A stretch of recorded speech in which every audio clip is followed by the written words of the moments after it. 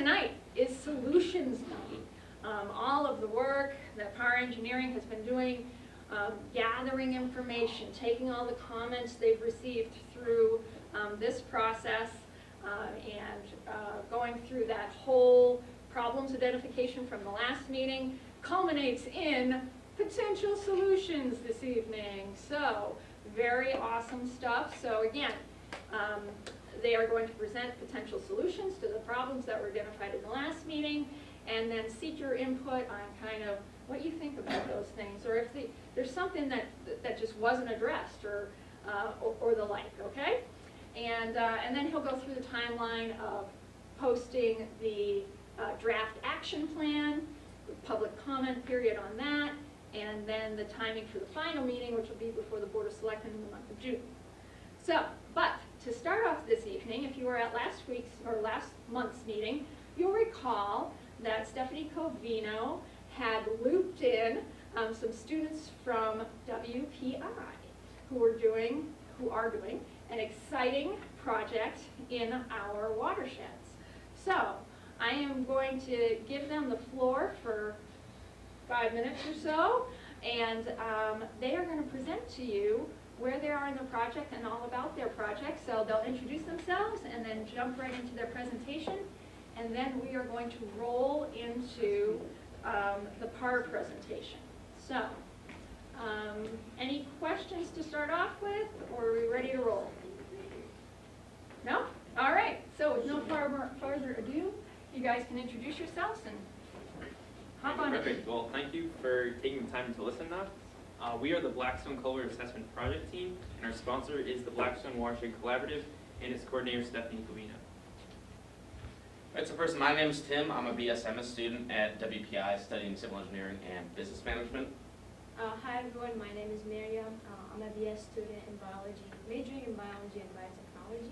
And I'm Nate. I'm a BS student in electrical and computer engineering. And we've been working on this project for about 7 weeks, and it's wrapping up next week. Alright, so our project goal is to assess and develop criteria for how to prioritize repairs and replacement of these culverts. So what we did is we assessed 20 culverts in Sutton, all around the neighborhood, and we developed this prioritization plan on these culverts based on interviews, the assessments, and the NAC guidelines.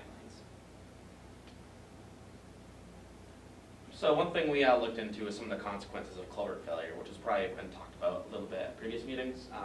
First and foremost, one of the big issues that comes along with culvert failure could be safety issues. If a culvert were to fail and a road were to close as a result, it could lead to road closures, as I just said, delayed emergency response times, and in the event of a serious natural disaster, it could cut off emergency escape routes. In terms of environmental issues, collapsed culvert means that the water cannot channel its way underneath streets, meaning that it will go up and over streets or around, eroding dirt and other stuff under the roads and around it, picking up harmful chemicals from the roads, and separating habitats that were once connected through that pipe to each side of the road. Economically, repairing roads and culverts is fairly costly, especially when it breaks, you have to fix it afterwards, and finally, can result in property damage and annoying detours. So to assess the culverts, we actually used the Aquatic Connectivity Stream Crossing data form, which was made by the North Atlantic Aquatic Connectivity Collaborative, which is also known as NAC. This paper was used to assess the culverts. We actually do have samples of the papers if you want to pass it around to look at it. We have some notes on there because we learned when we were using it. So this sheet was used to train and certify individuals to get, to be able to assess culverts and then input the data into the NAC database.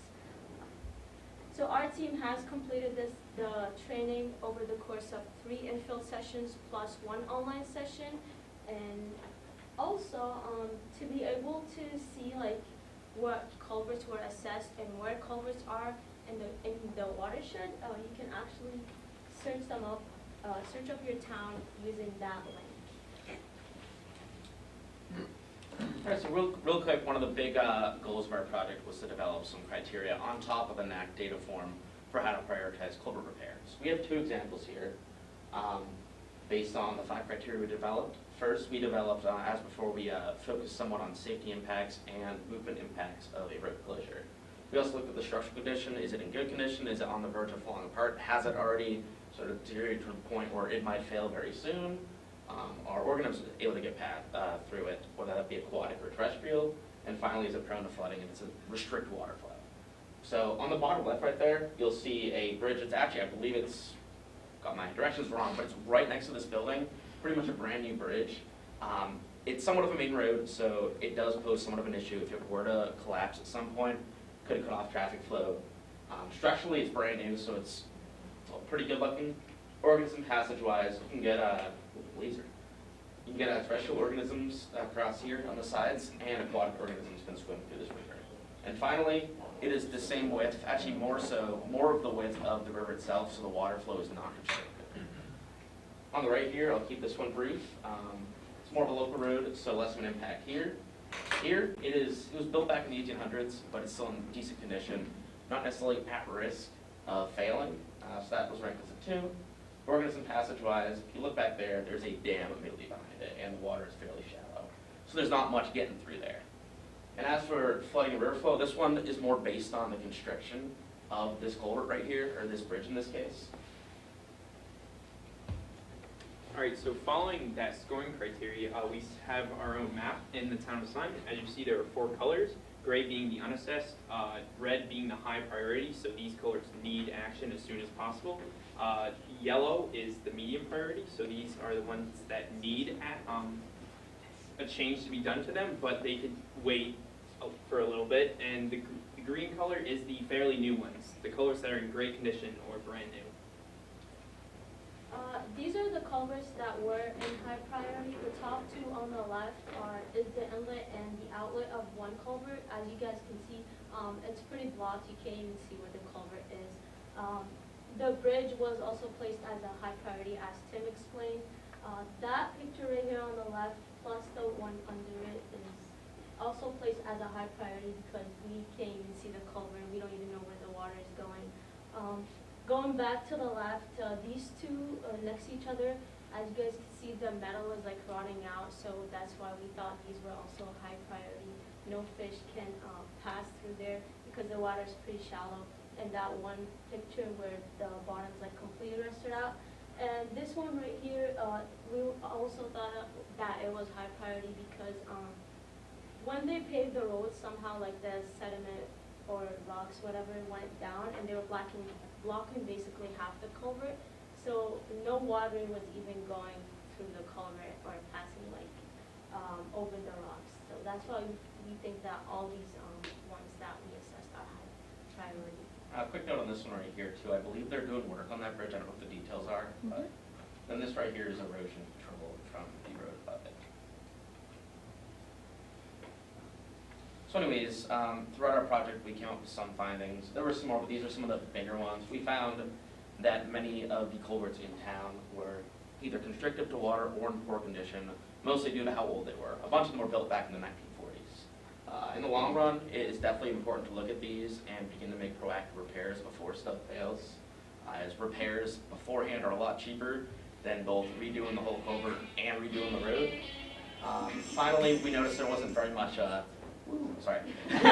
wasn't much in terms of outreach material, which is why we developed some brochures that we'll pass out afterwards. Then some of the stuff we created. That map you saw, we put together in Google Maps. We developed our prioritization plan. We made some outreach material, and we got certified in how to assess culverts. Awesome! We got this on paper over there. Yeah, so here's here's an image of what the brochure looks like. The information is what is a culvert, the training for culvert assessment, why culverts are important, what could happen with culvert failures, and if you want to get certified, we have the links right there. We will conclude our presentation with a thank you everyone for listening. We hope you enjoyed it. Any questions? And a special thank you to the people in this room who we interviewed too. Oh yeah. I believe I don't feel like counting, but there's several in here. Yeah, any questions? Was this an IQP? Was it a? Yes, it was an IQP. which is like our junior year project. Rather than being major focused, it's focused on more work with the community and other graduation requirements. I apologize, I was late. So are those all through Sutton or just in the village of Manchog? They're throughout Sutton. Some of them were in Manchog, but they're kind of scattered around.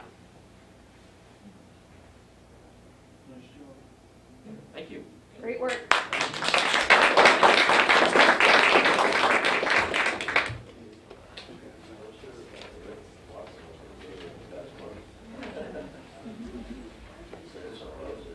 All right, that was great, guys.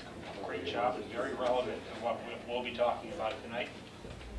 As Jen said before that great presentation, this is the third public meeting for this project, which does have a complicated name. The Manchog Water Resources Resiliency Action Plan. That name got changed from the last presentation, based in large part as to what the project was called at the time of the grant application that funds this project. As Jen said, what we're talking about today is the solutions. We recapped the problems a little over a month and a half ago at our last meeting, and now we'll be diving into the solutions. First off, can everyone hear me okay? Lee, can you hear me okay? Okay, great.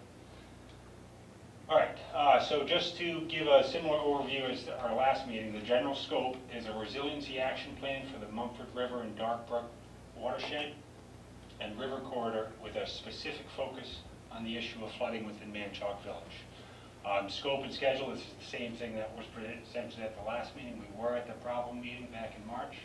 We're now at the solutions meeting. What we've done in between is first take the wonderful input we got from all of you to modify our report of the problem, and then we worked on developing solution strategies for all the problems that we had identified. I'm going to talk about where we're headed at the end of this presentation. Okay, so an agenda here. So how we're going to start the meeting is we're going to talk about watershed-wide solutions, and these solutions are kind of generic solutions that can be applied to the entire watershed, not necessarily specific to a location or an individual reach. And then we'll be getting into the fun stuff, the reach-specific solutions, which will be tailored much like how the problem was presented within that reach at the last meeting. Then we're going to bring everything together, merge the watershed-wide solutions with the reach-specific solutions, and provide a recap of where we're at with everything. Then we're going to talk about next steps, where we're headed with the next phases of the project, followed by the most important part, an open discussion like we've done at the last two meetings, where we garnered valuable feedback from all of you.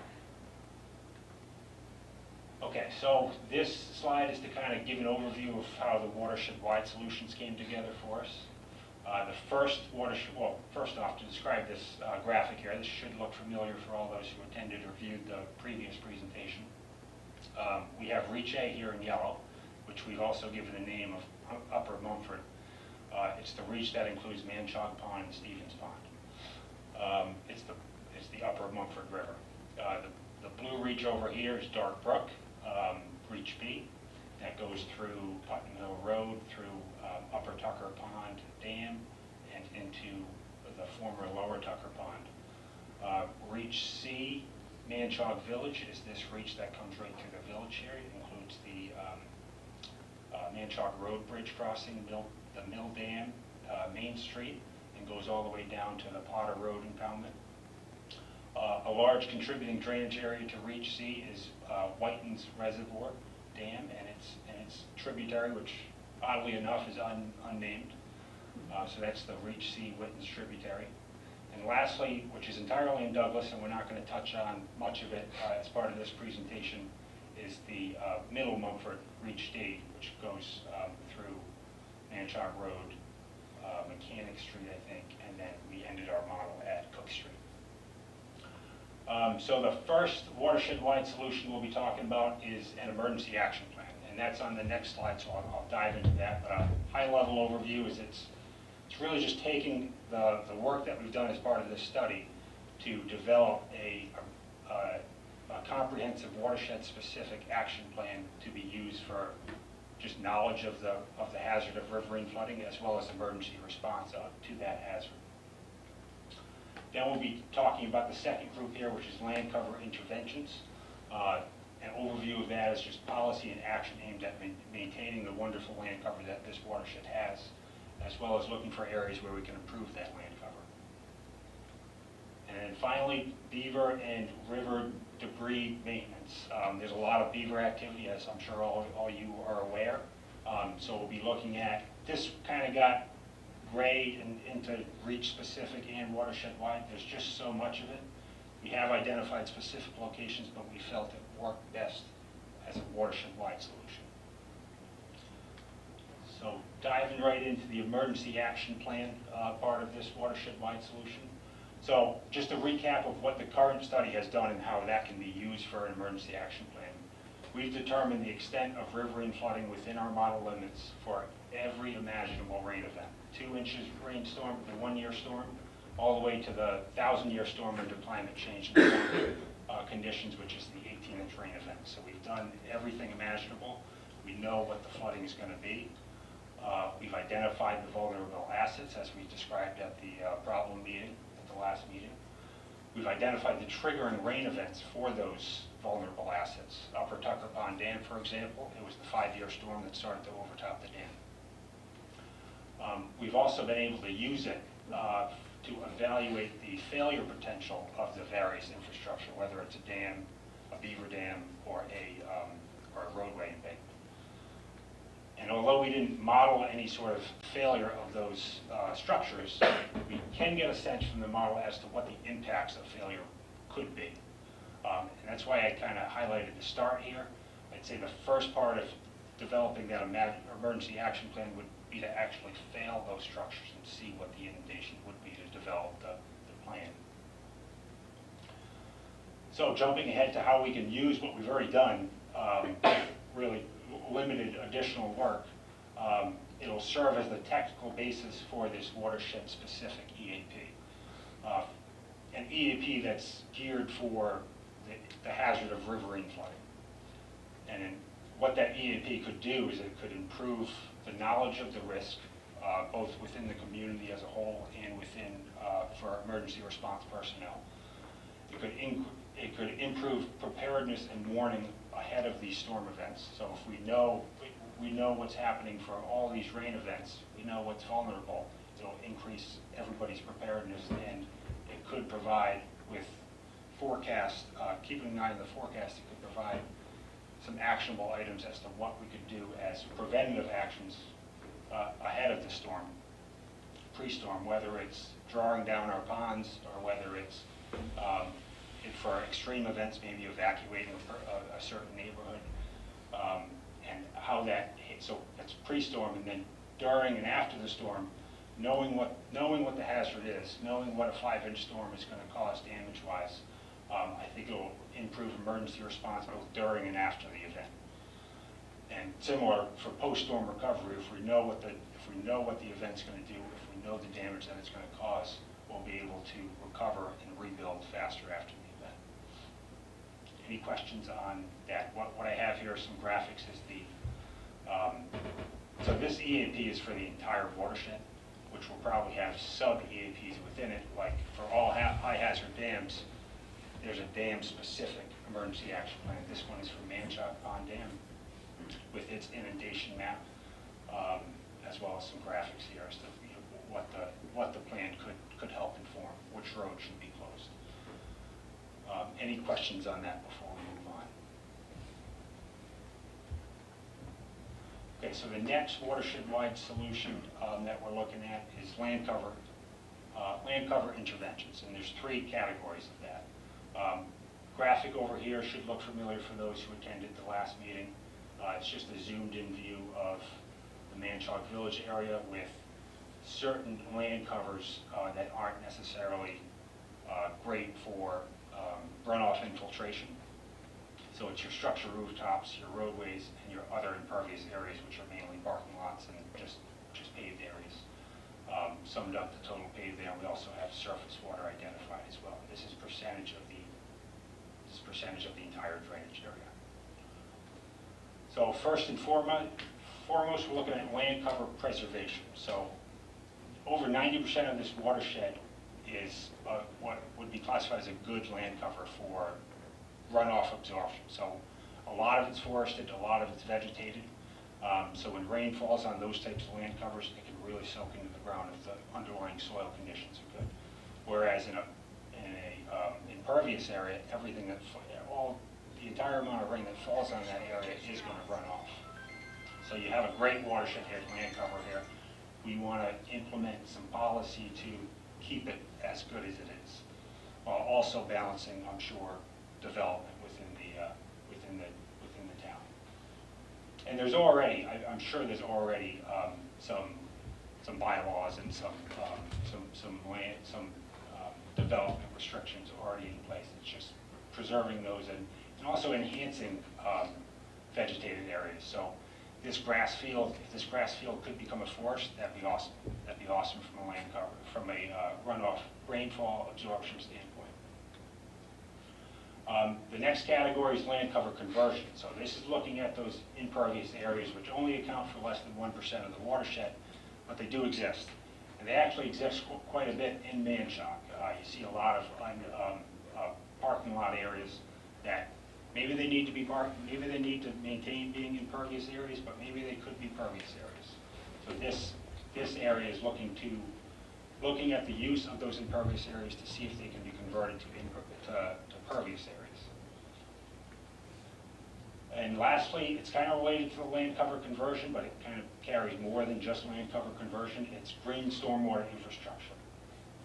So this is looking at installing GSIs, short for green stormwater infrastructure, adjacent to those impervious areas that do exist that will help collect and infiltrate the runoff that falls on those impervious areas. Potential GSI alternatives include these two are structure level, downspout disconnection, and rainwater harvesting. Downspout disconnection just means that the rain that falls on your rooftop goes down your downspout, and it may or may not go right into an impervious area or a storm drainage system. If we can disconnect that and send that to a rain barrel or something that could harvest that rainwater and store it for your guys' use to water your lawn or use it for whatever water use that you need outside. Another rainwater harvesting option is what's called a soak-away barrel. It's similar to the rain barrel that just stores the water and allows you to reuse it, only it has the added benefit of being perforated so it can actually soak into the ground. It's just trying to get as much rain that falls on your roof to go into the ground and not into a parking lot, a storm drainage system, or which eventually ends up in our rivers. These two are similar here, rain gardens and bioswales. Rain gardens, there's a schematic over here, I hope you can see it, but it's really just for lack of a better term, it's an infiltration trench that looks very pretty and has good vegetation growing on it, that takes runoff from either a storm drainage system or from a road and allows it to percolate into the ground, and it does not end up as runoff into our rivers and streams right away. Similar is planter boxes. Those are kind of smaller single trees that have the same idea. It gathers runoff from the road into a similar looking schematic. It just has some type of plant or tree in it that also supports it. Looking at all the impervious areas, I'm sure there's some areas that would be eligible for permeable pavement. That's keeping it as a drivable surface, but this is a specialty pavement that the runoff is allowed to soak into the ground and through the pavement. Green roofs, this is a good structure-based solution that could essentially just a vegetated surface on top of your roof. So it's really applicable for those of us with flat roofs. It works the best, but you can establish vegetation on your roof that will take that first inch of rainfall and absorb it it'll help support the vegetation that's on top of the roof. Any questions on this before we move on?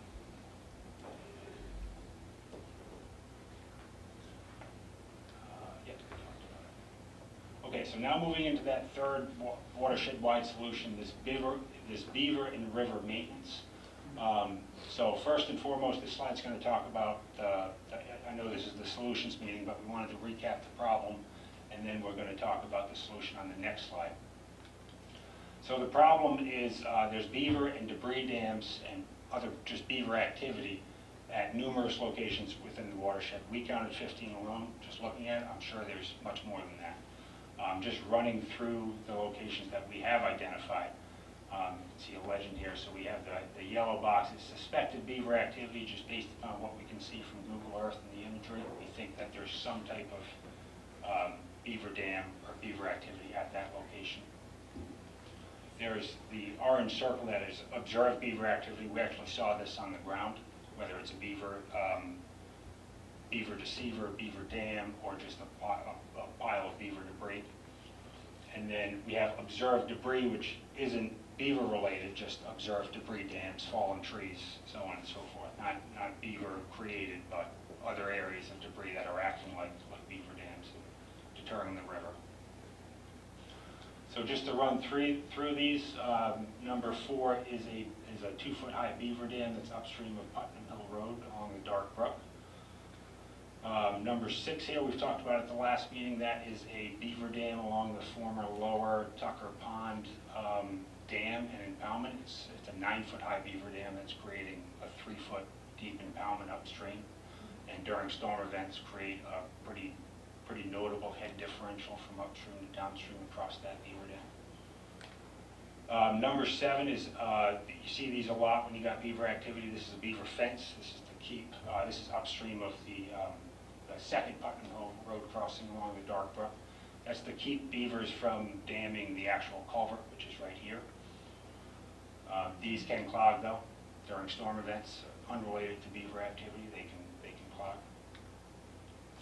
Number 8 is a beaver dam at the former Lower Tucker Pond Dam along the breach section. This is a 3-foot high beaver dam that similarly our modeling showing develops those head differentials.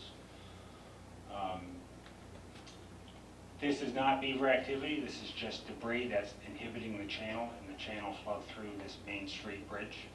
You can see about half the channel is blocked off from the vegetation, and I don't know if the vegetation developed from siltation and then vegetation developed, or if it's just vegetation. Either way, it's impacting the hydraulics of the channel and the bridge. This is going downstream, starting at the mill, number 10 here. This is a pretty notable, I don't know if this is what you were talking about, ma'am, about those 2 stone abutments. There was an old road that came through here, and a bunch of debris has piled up. And this isn't beaver. It may have started as a beaver dam, but most of this are wood pallets and debris that's unrelated to beaver activity. This is just a fallen tree here, number 11. This could snag a lot of debris during a storm event where you got the heavy, the high velocity flows going through there. This is an actual beaver dam. It's a 3-foot high beaver dam causing a head differential of 2 feet right here at number 12. It's actually forcing the flow from the river off this way and then rejoining down here. Just downstream of that is another 1-foot high beaver dam. You can see that. Well, you guys probably can't see it, but there's that old beaver dam right there. This is just another log that's on the channel here at number 14. This is downstream of that tributary from Whitten Reservoir, and another sections of logs that could act as debris dams. Okay, so that's the problem. What does it all mean? What are the impacts of these beaver and debris dams? First off, they elevate river levels, both during sunny day and storm events. So the debris dams themselves could just dam up from normal base flow and result in those head differentials, even more so during storm events. And those elevated river levels upstream could impact areas adjacent to the floodplain upstream. But most importantly, I think, is that they are prone to failure. These are not engineered, constructed, not to toot engineering horns, but these are not engineered, constructed dams. These are naturally occurring dams that are much more prone to failure than engineered constructed dams. And the failure of these dams could generate notable flood waves that could impact flooding conditions. And those flooding conditions would be quick developing. It would be a mini flood wave that got released if they were to fail, even during a sunny day event, never mind a storm event. And also, this is kind of a arguable term, but it's degrading some of the ecological and functional values of the river and its floodplain. Beaver dams do provide their own ecological value, but it's certainly, there's ecological value that could be had if the beaver dam was not there and it was just a natural river. And it certainly impacts the river and its floodplain, its ability to absorb handle storm events. Any questions on that before we move on? Okay, so going into the solution, what is it that we want to do? The goal is to remove high-risk impact beaver and debris dams along the river to restore free-flowing water conditions, while also balancing the ecological benefit of those naturally occurring systems. So like I said, beaver dams can offer ecological benefit, but so there's a balance there.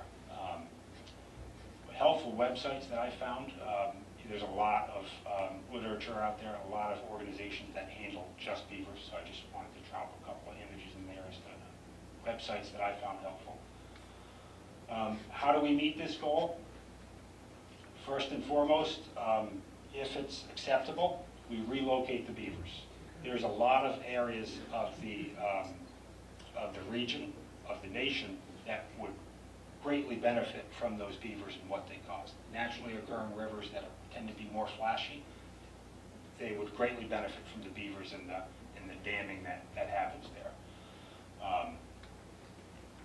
Once they're relocated, we'd be looking to remove or modify those beaver dams. So removal is pretty straightforward. You just go in there and remove the beaver dam.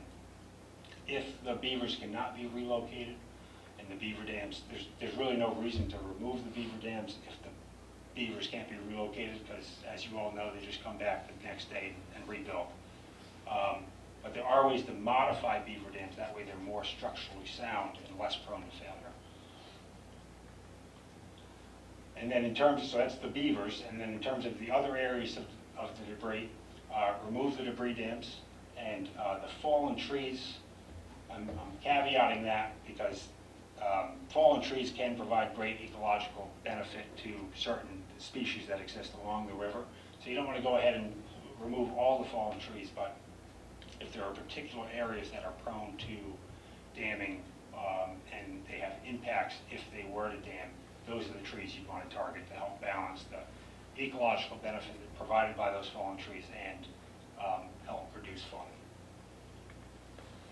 And then lastly, it's just recurrent monitoring and maintenance, M&M, to help to verify that the action that you have done here maintains and continues to, you don't have dams that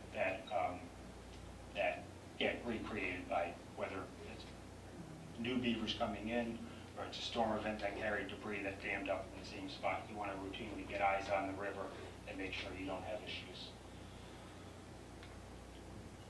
All right, so now we're getting into the REACH-specific solutions. How we're going to present this is kind of an overview slide, doesn't talk about any one REACH. We're going to start off by recapping the problem for each REACH. Then we're going to present the solution strategies for each REACH that we've developed. And those general strategies include modifying buildings. And the next slide kind of explains modifying buildings in detail, but the intent behind the modification of buildings is to reduce flood damage at individual structural levels. So we'd be looking at this structure specifically that we're standing in, other structures throughout the watershed to see what works best for that structure based upon our model. We're also looking at modifying dams. So dams that are not suitable for removal for one way or another, that have issues associated with them, whether it's dam safety, hydraulically, or so on and so forth, we want to modify those. And there's benefits for modifying them. First and foremost, it's compliance with state regulations. There are state regulations out there that require dams to be structurally sound and have a certain amount of hydraulic capacity based upon its hazard. So it's a state requirement to do so. But some other benefits that aren't as cold as that is it's reducing by modifying it, it's reducing the failure potential of the dam. In most instances, especially for high problem dams, it's reducing it by quite a bit. There's also, and not all dam modifications increase flood attenuation, but if that's the goal going into it, or if that's one of the goals, a dam modification program can be designed to provide increased flood attenuation, which would result in decreased flooding downstream of that dam. It can also be designed to lower the flood elevations that the pond comes to during storm events. Upstream and downstream. And lastly, not all dam modifications do improve ecosystem services. Ecosystem services are stream connectivity, and similar to what the WPI presenters presented, this fish and wildlife passage. But they certainly could do that as part of a modification program if that's one of the goals at the onset of a dam modification program. So this is, I talk about a specific dam modification later on, reach specific, and I'm proposing something similar to this. This is a dam in Situate, Rhode Island. It's kind of a circular spillway that it uses a relatively small footprint to maximize the amount of capacity that that spillway has by making it circular in shape. And it's pretty cool to look at. Also on the dams, some dams, and this is a hot topic and kind of a debatable topic. Some dams, the solution that may make the most sense is to remove it. And by removing a dam, you're not just lowering the failure potential, you're eliminating the failure potential. Without a dam, there's nothing to fail. It obviously lowers flood elevations upstream. You've lost the impoundment, so you're going to result in lower flood elevations upstream. For dams that provide flood attenuation, you may impact flood elevations the other way downstream because you're losing the attenuation of the dam. But most of those can be designed around and or result in removal becoming a non-feasible solution. It also provides vast improvements to ecosystem services. There's ecological benefit created by all the impoundments that the dams create, but I think it's widely known that natural rivers were the original path of all of our rivers. We built the dams, so by reversing the clocks and going back to what it was before, eventually it will be an improved ecosystem. And lastly, at the roadway level, we're looking at replacing the roadway crossings. And by doing this, we're lowering flood elevations upstream, reducing the frequency of roadway overtopping, which in and of itself has less damage to the actual roadway, and less use limitations during the overtopping event. By making the culvert bigger, it won't overtop as frequently, you won't have to close it as frequently, and it won't impact emergency response as frequently. It also reduces the failure potential of the actual roadway, and it provides very significant improvement to the ecosystem services by making the channel, making the crossing bigger to best suit the channel upstream and downstream of it. And this is just a graphic of a nice nice bridge crossing that has an adequate span that suits the river upstream and downstream of it.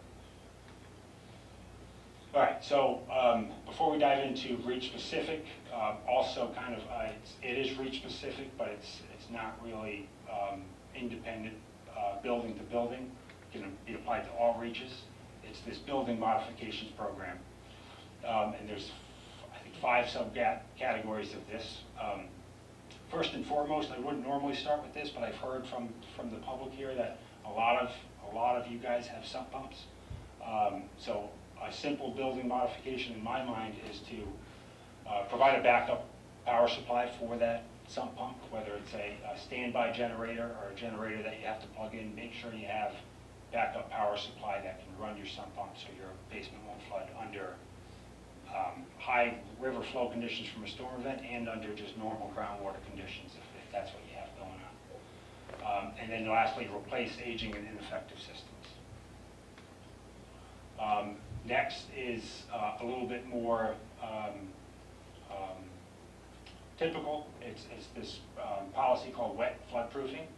And really the intent behind that is to move any valuable content in the basement, namely utilities and anything else that is of high value, up above to higher levels that are above the flood levels.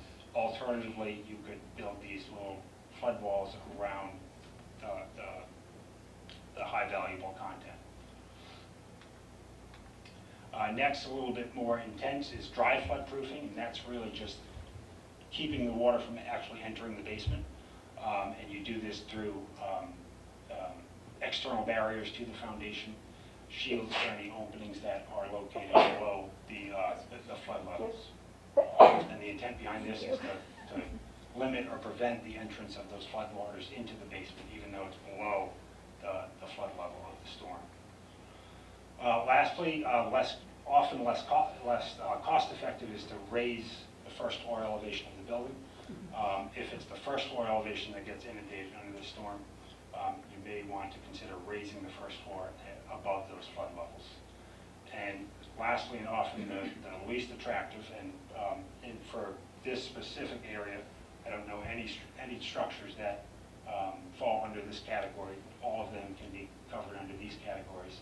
But in some watersheds, retreat is the most feasible option, which is really just relocating to a less flood-prone area and restoring the parcel to its natural floodplain.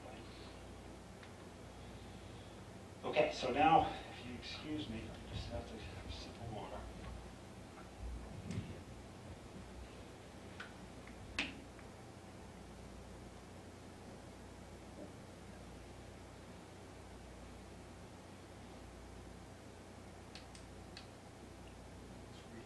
Okay, back to it. All right, so now we're going to be talking about the all four reaches A through B. Like I said at the onset of the reach-specific solutions, we're going to start by recapping the problem that we identified at the last meeting, and then we're going to use that same framework to identify the overall solution, and then we're going to talk a little bit more about certain components of that overall solution. So starting with Reach A, which is the Upper Mumford, you can see Manchac Pond here, Stevens Pond and Stevens Pond Dam here, Sutton Falls Pond Dam right over here, and then several crossings upstream of that. What caught our eye on the dam level at the problem meeting was Sutton Falls Pond Dam, its capacity and its hazard. Manchac Pond Dam, its capacity, its extensive flood attenuation, and it's a high hazard dam, and it's definitely a high hazard dam.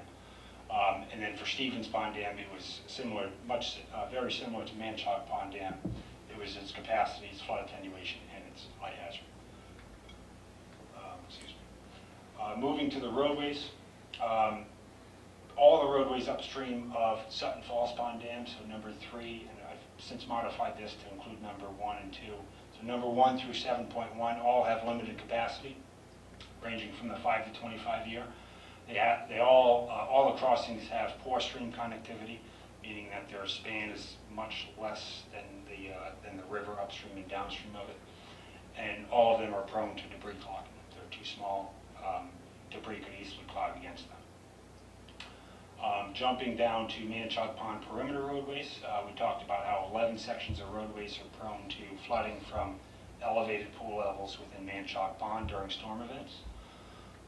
And then jumping down to Manchac, I'm sorry I'm flying through this, but this is just repetitive from the last meeting. Jumping down to Manchac Road, the crossing that was highlighted at the WPI meeting, that nice stone arch. What jumped out at us there was that its span is actually pretty small for its contributing drainage area, and the only reason it has decent capacity is because of the flood attenuation provided by these two upstream dams. Without those dams, we would probably see that it is hydraulically undersized. It does, as the WPI students highlighted, it does have poor stream connectivity, and it's moderately prone to debris clogging, only being 5 feet in height. And then jumping to the buildings, we identified 58 with the potential for equivalent annual damage. I can redefine what equivalent annual damage is for all those who weren't at the last meeting. Equivalent annual damage is, so we have our model results for the 1-year storm all the way through the 1,000-year storm. All of those come with a certain recurrence interval. So a 1-year storm is expected to occur once every year, whereas a 1,000-year storm has a 0.1% chance of occurring any given year. So what you do is you take those recurrence intervals and you take the model results and what the damages are for every storm event 1 year through 1,000 year. Not all of the storms are going to have damages for the individual structures, but there's a way to equate those damages to equivalent annual damage. So let's say the 1,000-year storm for this structure here resulted in $10,000 worth of damage, and it's only impacted by the 1,000-year event. That would result in EAD of, say, only $5, because you equate that down, that 1,000-year event down to a 1-year occurrence interval. Of the 58 structures, 53 are along the Manchac Pond perimeter and are impacted by purely water levels within Manchac Pond during storm events. One is located on Stevens Pond impoundment. One is located, it's kind of not shown here, but one's located just downstream of Sutton Falls Pond Dam. It's actually the entrance, or it's the facility for that campground there. And then 3, it's kind of blocked off here, but there are 3 in the area of the West Sutton Road crossing. So going into the solutions, so starting with dam modification, starting with Sutton Falls Pond Dam. In our view, dam removal is not an option just because of the recreational benefit provided by this pond. The pond serves as the attraction to the campground, so it didn't really seem to make sense to remove it. So we're looking at modifications. It did have low capacity, it only had 10-year capacity, and it needs to pass the 100-year storm, so we're going to increase the capacity by widening the spillway. That spillway, that type of dam, can accommodate rather easily a widening of the spillway. You just make it wider on either side. We don't know anything about the low-level outlet gate, but per regulation, all dams need a low-level outlet gate, so that one probably needs replacement. There's a way to automate the operations of that gate so it doesn't require manual on-site operation.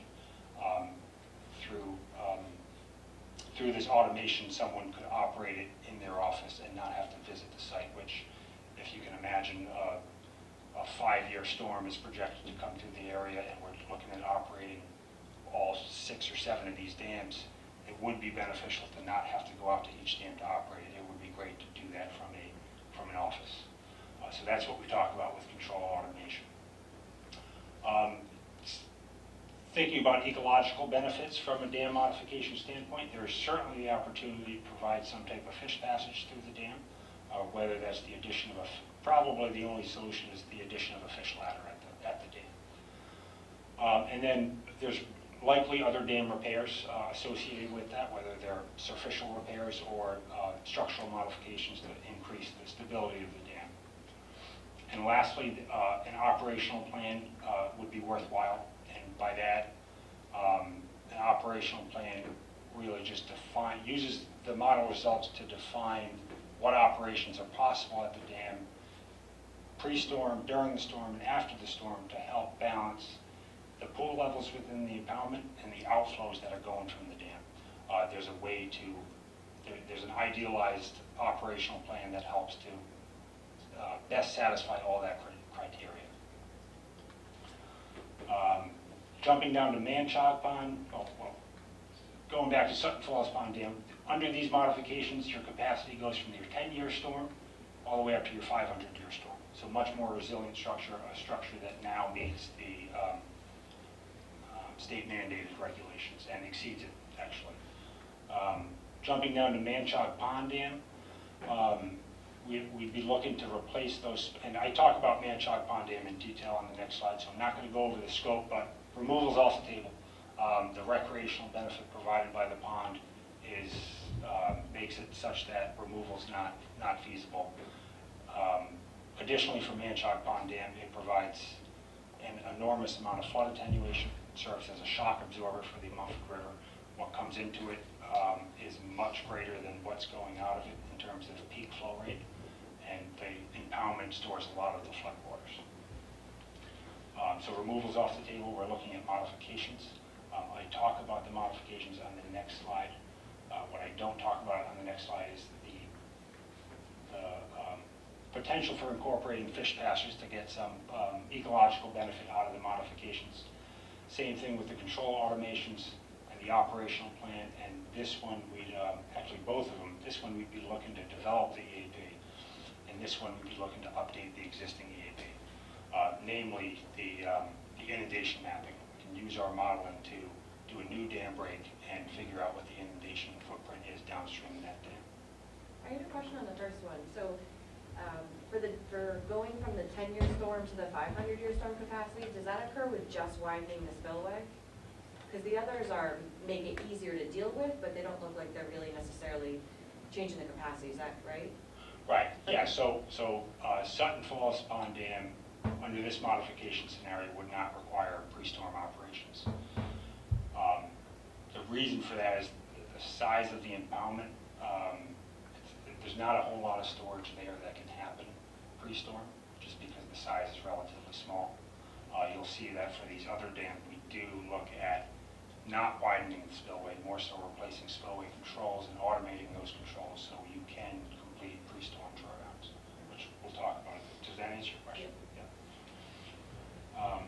So under this modification program, we jump from the 1,000-year storm to its spillway design flood to half PMF. We become, we comply with state regulations. The spillway design flood for this high hazard dam is the half PMF, which is roughly the 5,000-year event. So jumping down the Stevens Pond Dam, again, I talk about the scope on, not the next slide, but the slide after, so I'm not going to hit all those highlights. It's a very similar scope to Manchog Pond Dam. All right, so moving to culvert replacements. So first we're looking at all the culverts upstream of Sutton Falls Pond Dam, number 1 through 7.1. All of those, its capacity are limited to the 5 to the 25. It has poor stream connectivity, all what we highlighted on the last slide. So it's pretty simple. We're looking to make those spans bigger to better match the river upstream and downstream of it. Concept level, we estimated that most of the crossings could stay under 10 feet wide, but basically it would make sense to make most of them between 8 and 10 feet wide, while also maximizing the height that you can get out of those. And in doing this, your capacity would go from the 5 to 25-year storm to the 100-year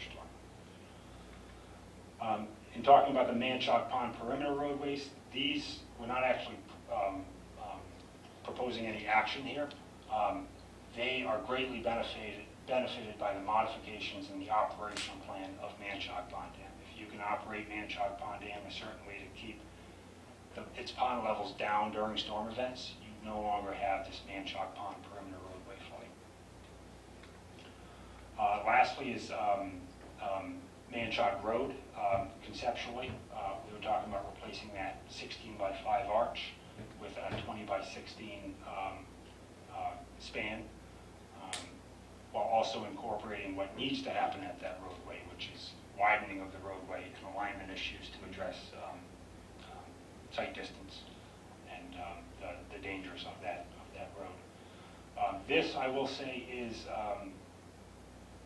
it's kind of optional because our modeling shows that with the dams in place, we don't need that bridge to be bigger because of the attenuation provided by those dams. It would certainly be nice and provide more flexibility for Stevens Pond Dam and its operations, and would add to the overall resiliency. But but it's not a necessity for the Stevens Pond Dam. Lastly, the buildings. We'd be looking at modifications at most of the 58, but we want to see which of these improvements take place, because they're going to be the buildings themselves are going to be impacted by these improvements.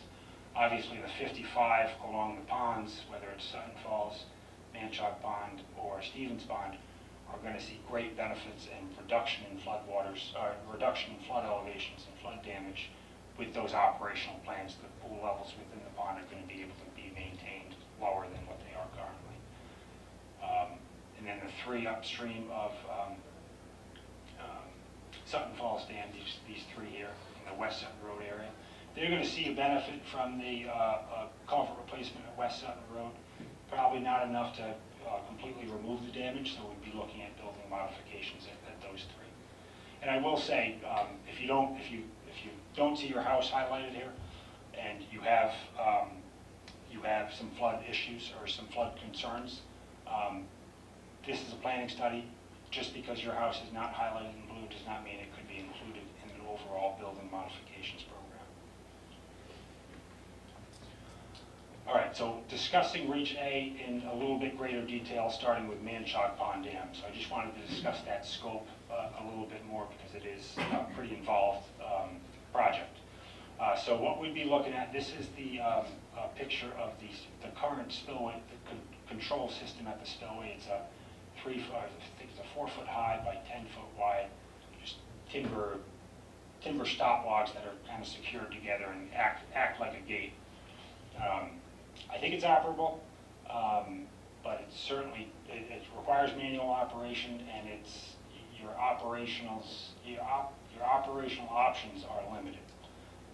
So we'd be looking at replacing that, relatively easy scope to replace that with a rotary retainer gate that could go down and up kind of easily and implement 3 to 4 foot drawdown, pre-storm drawdowns easier than this system could. And we could certainly automate that gate, so that could happen from an office. So, sorry, I should have explained the dam. So this is the spillway control structure. This is the culvert that goes through it. This is the low-level outlet of the dam, which is a 2 foot square conduit with a gate on the upstream end here. And I talk about this yellow line later. This is Torrey Road. It's that supports the crest of the dam. Which one is the picture? The picture is this spillway control here. Thank you. So we'll also be looking at low-level outlet controls. Matt Stencil, I don't know if he's here, he wasn't sure on the operation of the gate. He thought it was operable, but he wasn't quite sure. Operable or not, it's probably aged, so it's probably in need of replacement. So it'd be to replace that gate, relatively in kind, with just an upward operating gate, and automate those controls as well.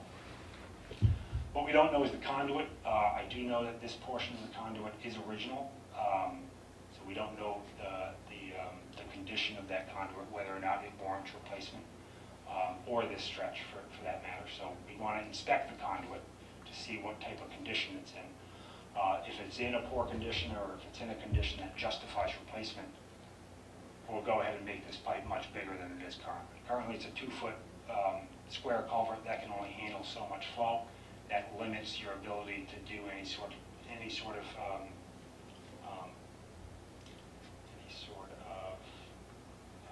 effective pre-storm drawdown. A drawdown of the impoundment that would be needed would take far longer than you could. So you'd make this conduit bigger. That way you'd increase that capacity and eliminate the need to do a siphon system as a mid-level outlet to help with that pre-storm drawdown. And that's this yellow line here. You could, if this conduit's in good shape and you don't have to replace it, because that would be a costly measure, you could provide that additional drawdown capacity with a siphon system on the right above here. And we conceptually developed that as 3 18-inch diameter conduits as a siphon system could facilitate what's needed for a pre-storm drawdown for its spillway design flood. I'm sure there's other dam repairs and modifications when you consider the structural condition of the dam.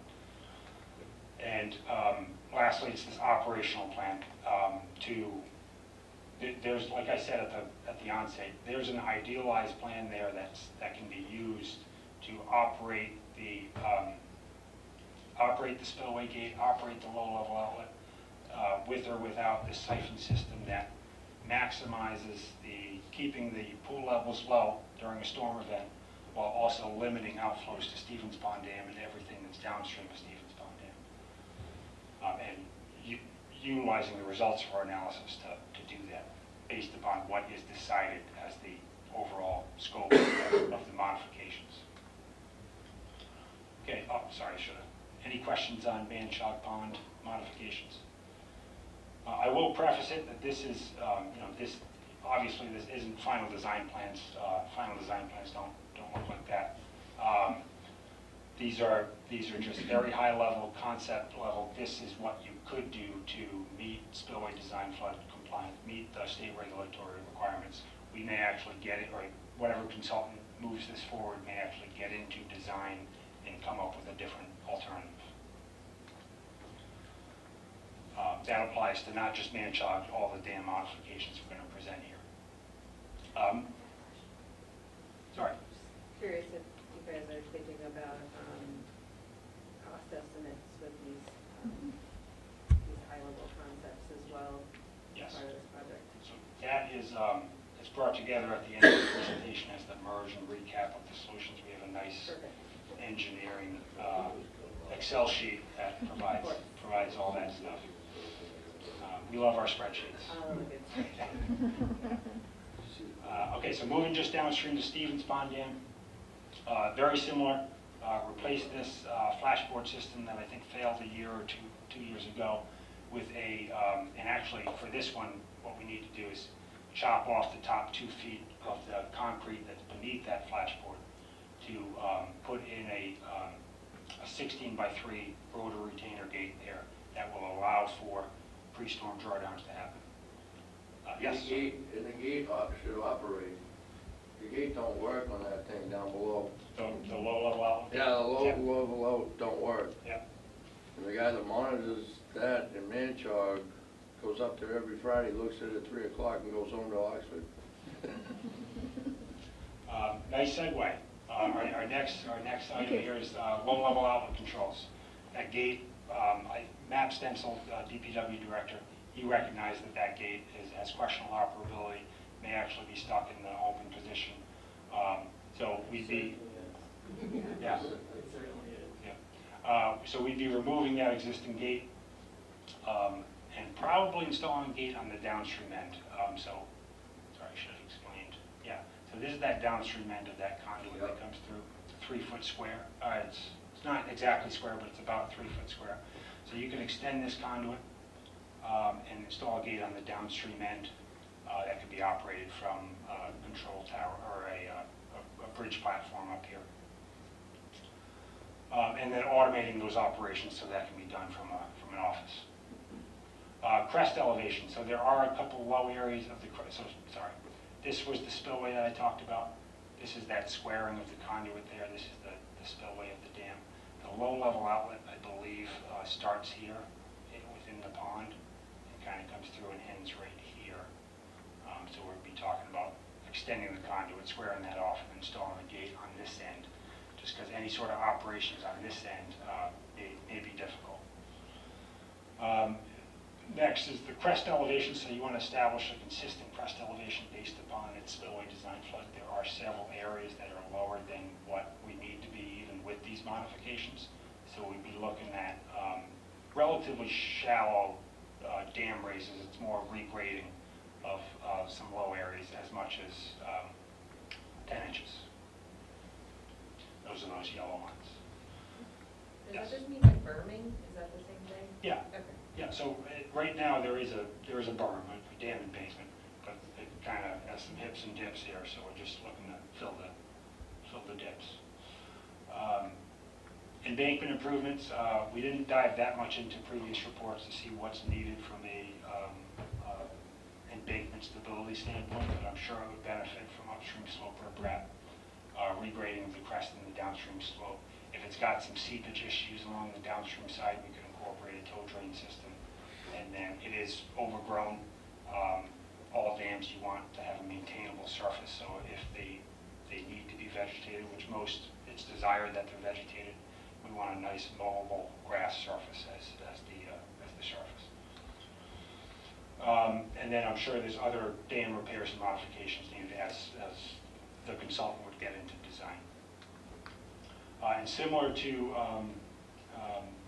Manchog Pond and Sutton Falls Pond Dam, there's an operational plan exists, an idealized plan that balances everything.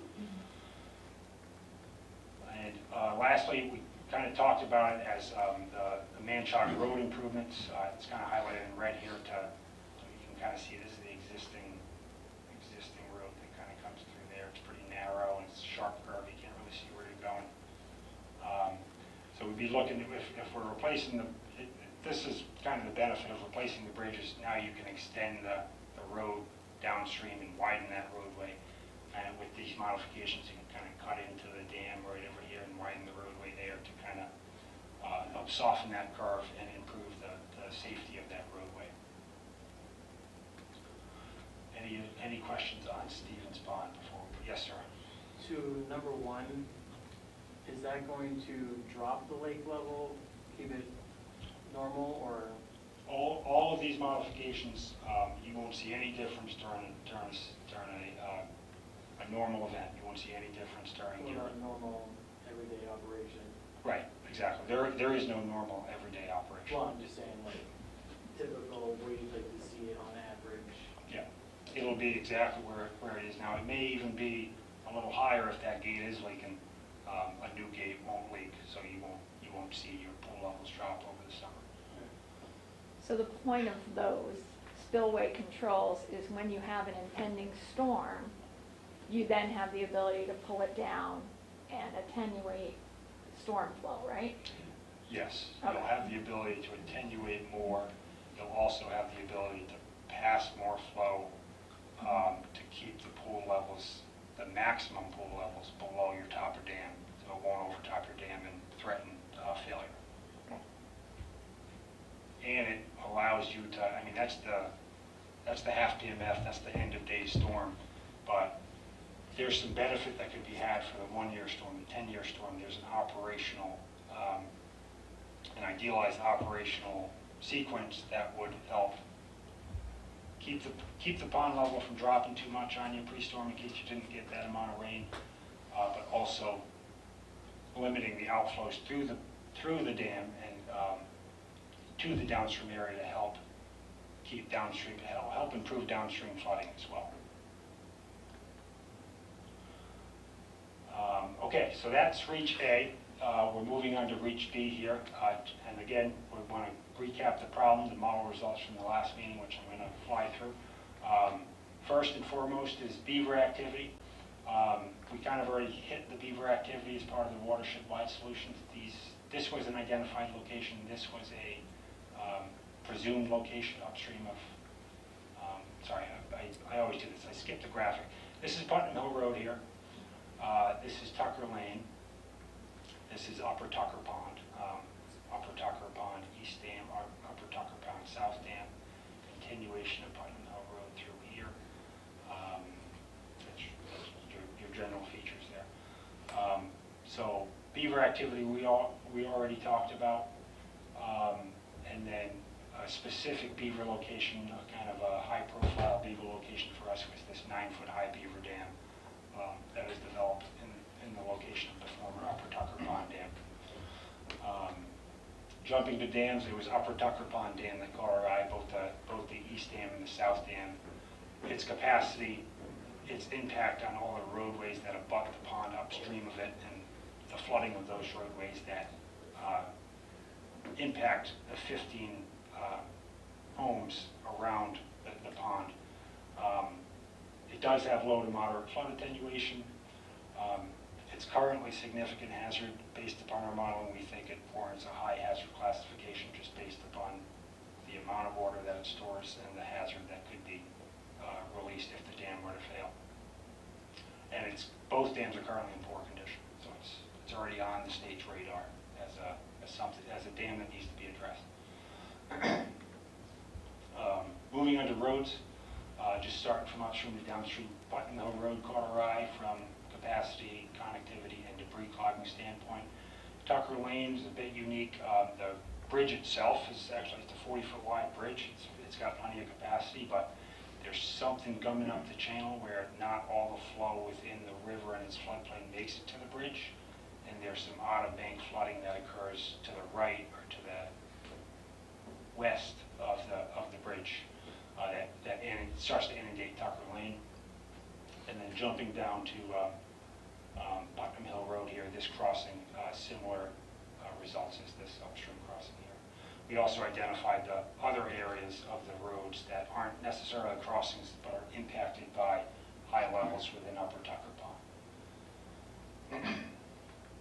Okay, and then jumping down to buildings, 37 with EAD, 15 of them are along Upper Tucker Pond, and then 11 are downstream, one here, and then several along, I'm blanking on the road, Lead Street, I think. Mhm. Yep, okay. Okay, so that's the problem, and now jumping into the solution. So to address the beaver activity, we do that watershed-wide Beaver River M&M that was previously discussed on the watershed-wide solutions. But specifically to number 12 dam, this actual dam. This dam could go either way. You know, it's not really impacting anything upstream, so it could remain in place, but there's certainly a hazard if it were to fail. So if for some reason we can't relocate the beavers and we've got to allow them to continue to dam this up, we'd be looking at beaver dam modifications to increase the stability of the naturally occurring beaver dam. There's also, I have removed beaver dam here, so ideally, yes, we would remove it. But if that's not an option, then you could do the modifications. And removal would restore the floodplain naturally. There is the opportunity, even though this is not town-owned land, I think it's state-owned. This is the old dam, and this, you know, it's a pretty cool-looking area. I enjoyed walking it. So there's certainly the potential, if easements could be acquired or coordination could be done with the state for some trails through here with some recreational and educational opportunities. Jumping to dam modifications, I talk about this in detail on the next slide, but to kind of touch on removal versus modification, this one, the attenuation piece isn't enough to kill removal on its own as a feasible alternative, but I think the recreational benefit provided by the pond is probably enough to make removal unattractive or not the first preferred solution. So we jumped to modifications that can certainly be modified if that was not a correct assumption. So to modify it, I talk about all of this in detail on the next slide. There's certainly the potential to provide fish passage for that ecological benefit. Similar to the other dams, we'd be looking to establish the EAP if it's not already developed. If it is developed, then update that EAP, and we'd be looking at developing a similar operational plan for the dam. With these modifications in place, the capacity would jump from the 5-year to the 5,000-year event, meeting its what would be its spillway design flood if the hazard does get bumped up to high. Jumping to culvert replacements, one at a time. So the Putnam Hill Road crossing upstream of Tucker Lane would be going from an 8 feet wide by 4 feet high to 20 foot wide by 6 foot high. That would give you, that 20 feet came from our estimation of what the river width is, bankful wise, upstream and downstream. Based upon stream crossing standards, 20 made sense for that. And 6 feet is just maximizing the height based upon the invert at the top of the road in that area. We can fit a 6-footer in there. With that crossing in place, we jump from the 25-year capacity to 100-year capacity before we're overtopping the road. Tucker Lane, it may be handled just with the beaver activity addressing in the M&M, but if it's some type of channel issue going on that's unrelated to beaver or debris, we'd be looking at some restoration of that channel to help convey the flows through the bridge crossing that has plenty of capacity. With that, you jump from this overtopping condition happening from the 5-year storm to the whole road would overtop during the 100-year storm. Jumping down to Putnam Hill Road number 13, replacing that 4x4 with a similar 20x6 as we're putting up there. That would jump from 10 to 200-year capacity. And similar, the 20-foot span and the 6-foot height was based upon the bank full width and the maximum height we could fit in there. Looking at the building modifications, the 15 along Upper Tucker Pond, similar to the other ponds, would benefit greatly by the modifications at the Upper Tucker Pond dams. There may still need to be some modifications needed at some building modification needed at specific buildings. The 11 downstream are going to be greatly benefited by the dam modifications, because the dam modifications will have increased flood attenuation potential that will limit outflows and river levels within this stretch of the river. It's also going to be benefited by the action that's happened at this beaver dam and this crossing. This beaver dam mainly because the action at that beaver dam is going to decrease the failure potential, and if this dam were to fail like it did 10 years ago, 2010, it does carry with it impacts to not only the road, but probably some of these adjacent structures here. Okay, any questions on this before I dive? So next slide dives into Upper Tucker Pond a little bit. Yeah, where number 12 is, was that man-made dam, was that removed, or was that water damaged from all those met cylinder blocks that are there? Flood caused it. Yeah. Flood caused that to break? 1955, I think? No, Oh, no. 1936. 1936. 1936. Don King was on it. As it was going over, there was nothing you could do to stop it. Yeah. So that's where the Peters built the 9-foot, That's, continued on from that. that's where you see that there's a stone wall, there's like a 20-foot high dam on one side, a dam on the other side. My property abuts that whole side. Gotcha. Yeah, Yeah, and there's the big breach through, and the beavers have just dammed up the breach. yeah. The dam, yeah. Great. Any other questions? All right, so diving into the Upper Tucker Pond. So this is a zoomed-in view of Upper Tucker Pond. I've highlighted some of the modifications I'm going to talk about. This is the east dam. Right here, the limits kind of start right here. This is the abutment. It supports Putnam Hill Road along the crest, and then ties into its right abutment right here, or south abutment right here. And then this right here is kind of an off-site dike between the two. The south dam starts right about, it's kind of tough. I mean, you could say that this is part of the south dam here, and then kind of comes along Cody Lane and ties into the abutment over here. But that one that you just had the red light on, that is the spillway. Yes. Why would you want to put them out there? So once that spillway flows, if we go back an image, so if that spillway is right here. So if that spillway flows, these 5 structures, and if it flows quite a bit where you can't get a car over it anymore, these 5, and during that event, Tucker Lane's also experiencing their thing. Correct. So there'd be no way for these 5 structures to access or egress their property. And just as important, there'd be no way for emergency response personnel to access them in the event of an emergency. So there's a way to do it. So I'll explain the modifications, but our thought was let's eliminate that if we can and have. I mean, that's a designed spillway, though. I mean, all of those houses, that's always been that way. Right. So part of the study is looking at existing infrastructure and identifying, even though it was designed and it was built, identifying. Just years ago, someone plowed snow into that area, and that created a larger flood. Yeah. Interesting. And the snow was removed, and then the water went out the spillway, and the water from the pond went down. So I just don't understand why you would You know, it could stay. It certainly could stay as It would a, make me feel better. so, Well, it could definitely stay as a spillway. It does act like a spillway, like you said. It's aside Design from, spillway, I mean, there's Right. huge granite blocks that flow the water into one spillway. yeah. I'd say the only design flaw in that spillway would be the access and egress to those 5 structures.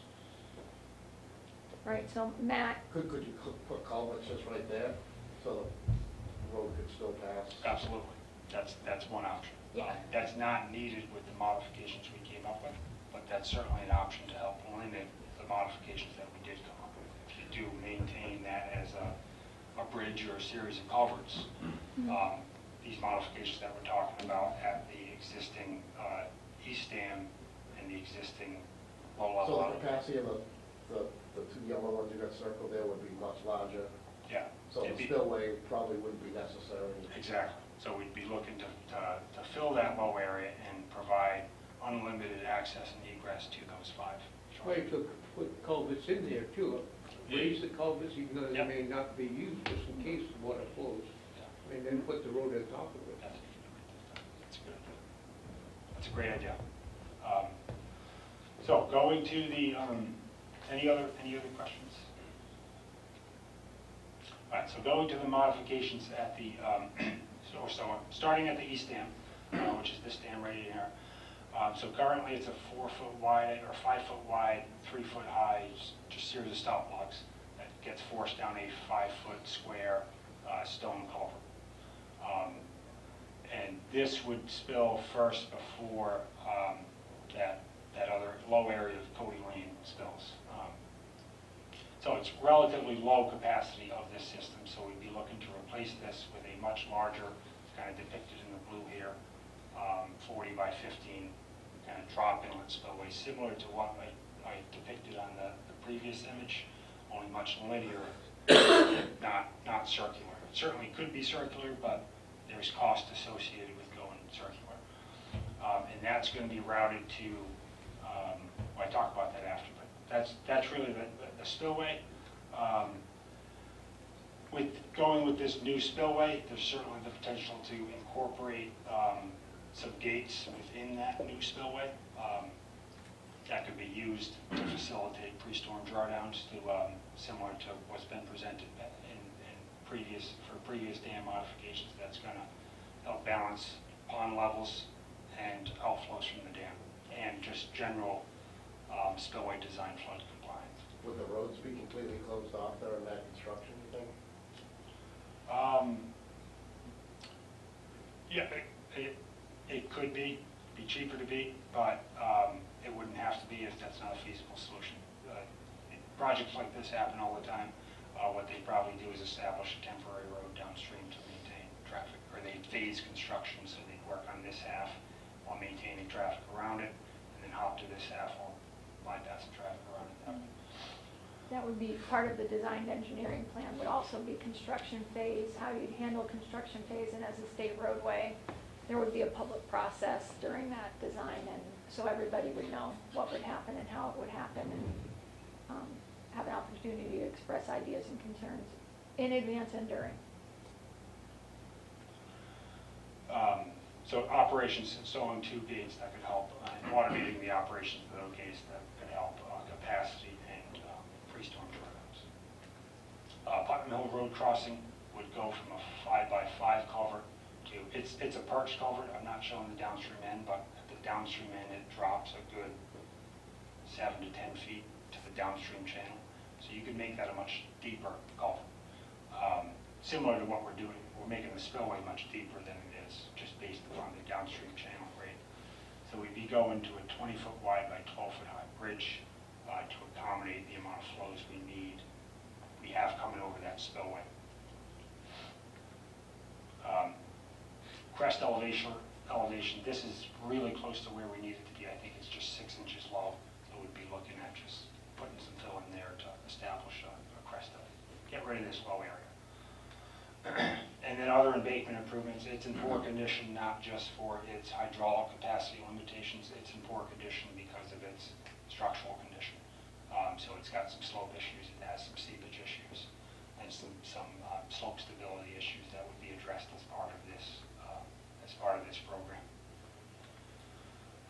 Jumping to the south, any questions on the east dam before we go to the south dam?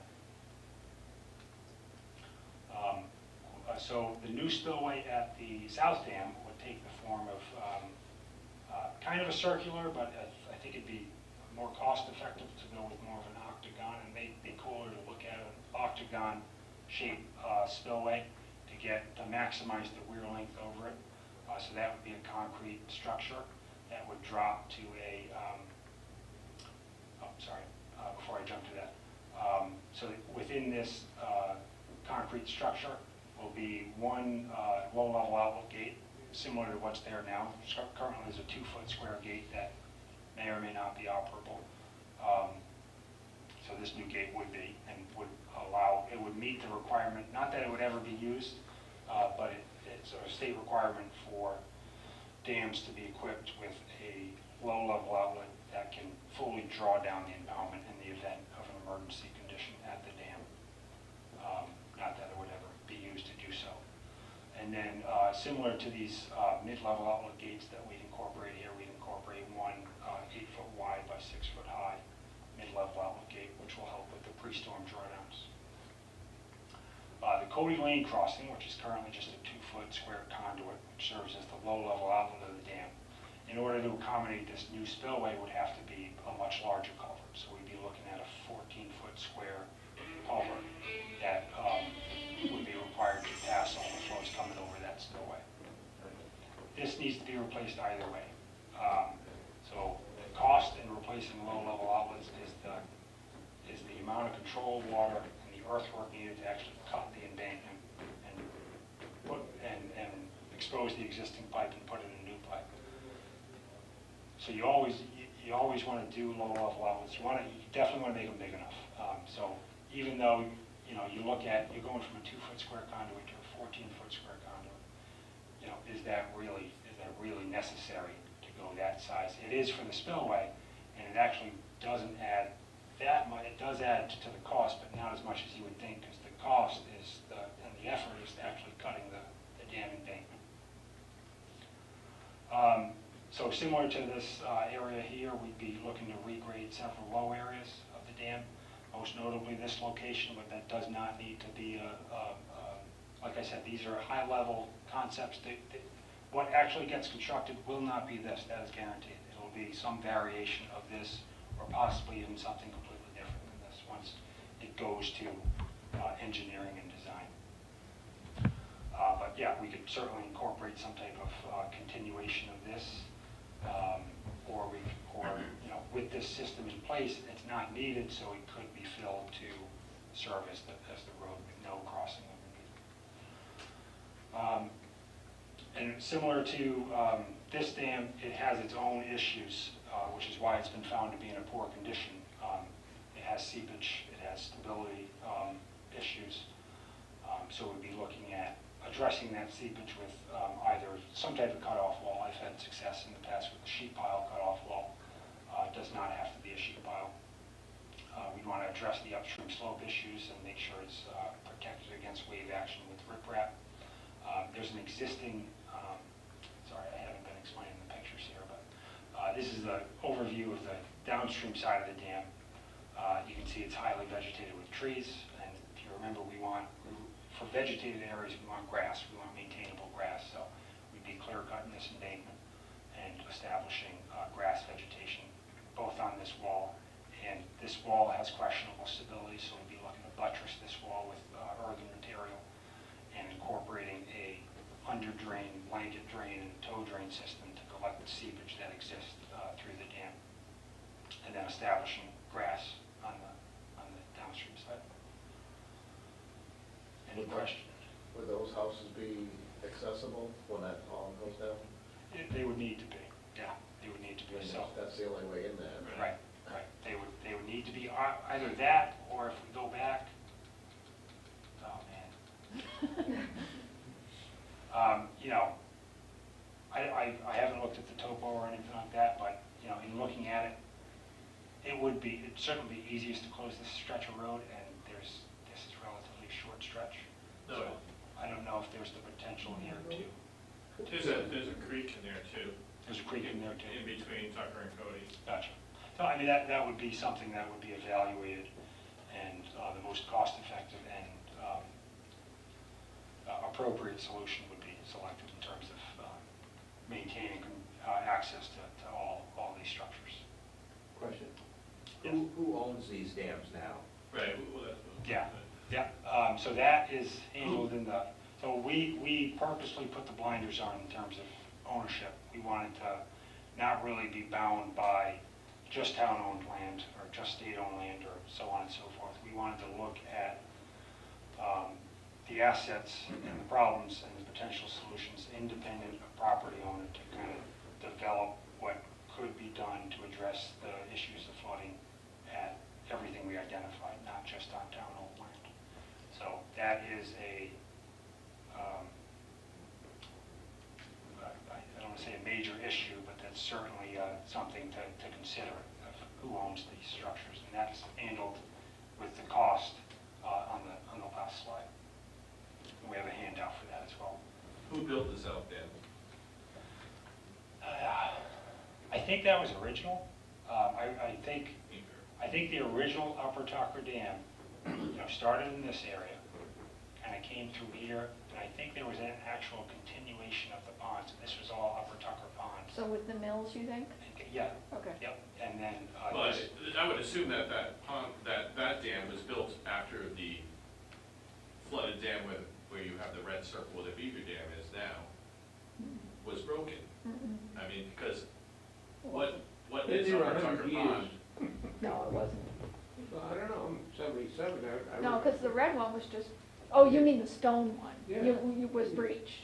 Yeah, I don't know. When the stone one was breached. Okay. and just looking at the topography. and- So if Army Corps of Engineers built that, what is their responsibility, or, Yeah. So that's a good question. I mean, Yeah. where are the plans and? There are, At one time, there was a Cody Sportsman's Club, where all the people on Cody, on Tucker Lake. Tucker Pond Sportsman's Yeah, Club, I yeah. own it. Yeah. So I don't know, maybe the people, just like Manchar Pond, have a percentage of, both. I don't know. Yeah, we do know the ownership of that. And Yeah. he'll get into that on the last slide. Both of these dams are privately owned. But if it was the Army Corps of Engineers, my question is there some sort of plans or, They own the crossing, they own.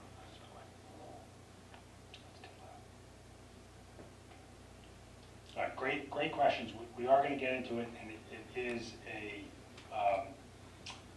it's something very important to consider when we're talking about the scope of these modifications and the cost of these modifications. But what we're also going to identify on that last slide is funding programs there's a lot of money out there at the state, federal level through a lot of different programs.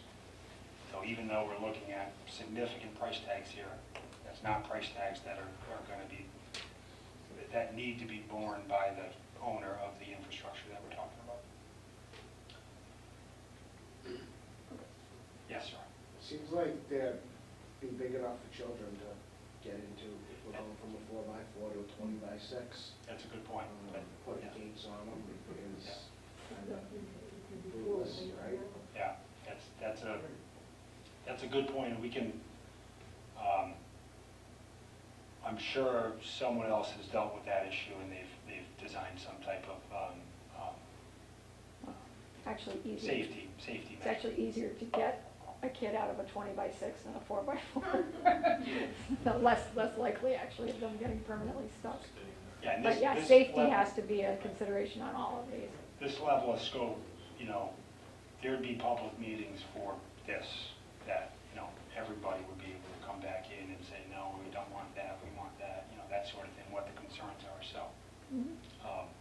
Certainly something we can incorporate in our very first phase of the study in this dam, but something that can be caught in later stages as well. Something like that doesn't necessarily impact the cost very much, so we don't, even though it's very important, we don't necessarily need to capture that level of detail for this phase Yes, you do. Oh, okay. Yeah, you just flip back a lot. Hey, All right, so so first off, was there any other questions on Upper Tucker? The beavers don't take long to it was 6 months after they, in 2010, when you had Circle 12 there. Yeah. It wasn't 6 months, but before they were back. Yeah. Mhm. Yeah, we deal with them a lot on our construction projects. You know, they dam up. You know, we're working on a dam and they're damming up the crossing upstream. And the contractor goes and clears it, and the next day it's dammed to how it was before. So they're,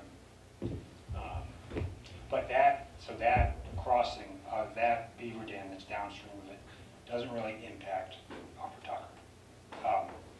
It would certainly impact if they continue to build it higher and higher. It would certainly impact everything that's downstream of that dam.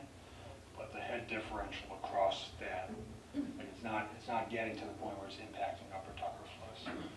So if relocating the beavers proves to be an impossible task and we're stuck with the beaver dams, then we'd be looking at beaver dam modifications to improve the stability of those dams to, never want to say prevent failure, because failure is always a possibility, but certainly lower the potential for failure. All right, so jumping to Reach C, we're going to recap the problem here. So Reach C, this is the Lower Tucker Pond, former Lower Tucker Pond Dam and impoundment and the current beaver dam. All right. This is Manchog Road, which becomes Whitens Road. Putnam Hill Road, that becomes Main Street, and then becomes Manchog Road again. Mumford. Oh, sorry, that was Mumford, sorry. Main Street, that eventually becomes Manchog Road. This is where we're standing, right here. This is the mill building that we're in. This is the mill, this is where that waterfall is, the mill pond and the mill pond dam number 1. So that's kind of where we're at here with the graphic. And something I should have highlighted from the start is what we're showing here inundation-wise for those who haven't attended previous meetings is the blue is normal base flow. It's what's out there right now. That's the inundation limits of normal river flow. The green is what our model is telling us what the inundation limits would be under the 100-year storm, under current rainfall conditions, and the orange is the 1,000-year storm, what the inundation limits would be under the 1,000-year storm, under future rainfall conditions, which is our max, that's our max, that's an 18-inch rain event. This is an 8-inch rain event, and this is just your normal base flow. 1955, we had a flood that did a good job on the mill. So what am I looking at there? What colors would it be? Because it went extended down beyond Busquets. Yeah, what? Beyond Busquets Garage, that flooding. Oh, gotcha. Yeah, so What I don't color? know what amount of rain that storm was, but Hurricane Carol. Hurricane Carol, yeah, you could probably look that up as to what amount of rain fell. So I don't know how it would compare without doing that. But you got, the green is 8-inch and the orange is 18-inch. But this is, major caveat here, this is unobstructed everything. So if you add debris on top of this inundation is going to be significantly different. Okay, so, sorry, beaver activity. So first and foremost is the former Lower Tucker Pond Dam, which is currently a 3-foot high beaver dam. Head differentials develop across that and the failure risk that's associated with those head differentials. There's beaver activity and other debris dams along the Mumford River, which we talked about several slides ago. I'm sure there's other areas of beaver and just debris issues that we highlighted Main Street previously. Looking at the dams, so the first dam here that caught our eye was the Mill Pond Dam. The only two dams in this reach is Mill Pond Dam number 1. Caught our eye about that is its capacity, its jurisdictional status. So right now it's non-jurisdictional. we feel that there was enough hazard there which may bump it to a jurisdictional structure, a significant hazard structure. Things that were brought up at the last meeting that we've since added was there's concerns about how silted in it has become and how vegetated it's become, and how it's not the recreational attraction that it could be if it were not silted and vegetated in. And another thing that was brought up is there's the potential for there used to be a former sluiceway that went from the Mill Pond Dam through the mill building site, probably under where we're standing, and out this way. And we don't know how that was plugged, if it was plugged. So that could potentially either still be charged or it was improperly plugged. So that certainly caught our eye as well. Jumping all the way down, this is Douglas, so I'm not going to spend that much time on Douglas. The Potter Road Dam, its capacity similar to the Mill Pond Dam, its jurisdictional status. And there was one other bullet there that got cut off about its, I think that is it. Jumping to roads, corner I was Main Street, just its debris proneness with its limited height, and there's already debris there, so obviously it's pretty debris prone. There's also a weir just downstream of it, a 3-foot high stone weir that doesn't really seem to be serving a purpose, and it's impacting river levels through the crossing and its stream connectivity. Jumping over here to the unnamed tributaries along Whitens Road. This one in particular, there's actually no visible culvert, so it's either fully collapsed or it's almost fully collapsed or plugged up. So it has very limited capacity. Whereas this one is a 3-foot pipe that has decent capacity at the 50-year storm because there's not much feeding that area, but it does have poor stream connectivity and it is prone to debris clogging, and it would otherwise serve a pretty nice ecological area if these two areas were to be reconnected with a larger crossing. The buildings, we originally had 25 with our EAD. Had a nice conversation with Mr. Couture. He highlighted that there's wetland action that happens here that results in, I think, everyday flooding, as well as storm event flooding. So we got boots on the ground here. We checked that out. We've added these 5 structures accordingly. All right, so diving into the solutions here. So starting off first and foremost with Beaver River M&M. So for the former Lower Tucker Pond Dam, we kind of have its own slide for that. That could involve removing the Beaver Dam, or it could involve stabilities of and modifying the Beaver Dam so it's not prone to flooding, because the pond that it gets created by this Beaver Dam has limited impact on everything upstream. So we could, ideally it would be removed, but if for some reason we can't, it could stay as long as we stabilize it. Removing and restore remnants of the mill site number 2. It's tough to walk through here, but if anybody has walked through here, as Jen would tell you, it's really cool. There's a lot of historical opportunity and educational opportunity through here, which leads us to access and educational opportunity for recreation and education, to say it one more time. There's also, I talked about that. So Main Street we've identified as a debris area with vegetation that's impacting the capacity of the channel. So there we'd be looking to clean up the channel upstream and downstream, get rid of that vegetation, get rid of that debris, and restore a free-flowing channel through here to limit, improve hydraulics through that crossing.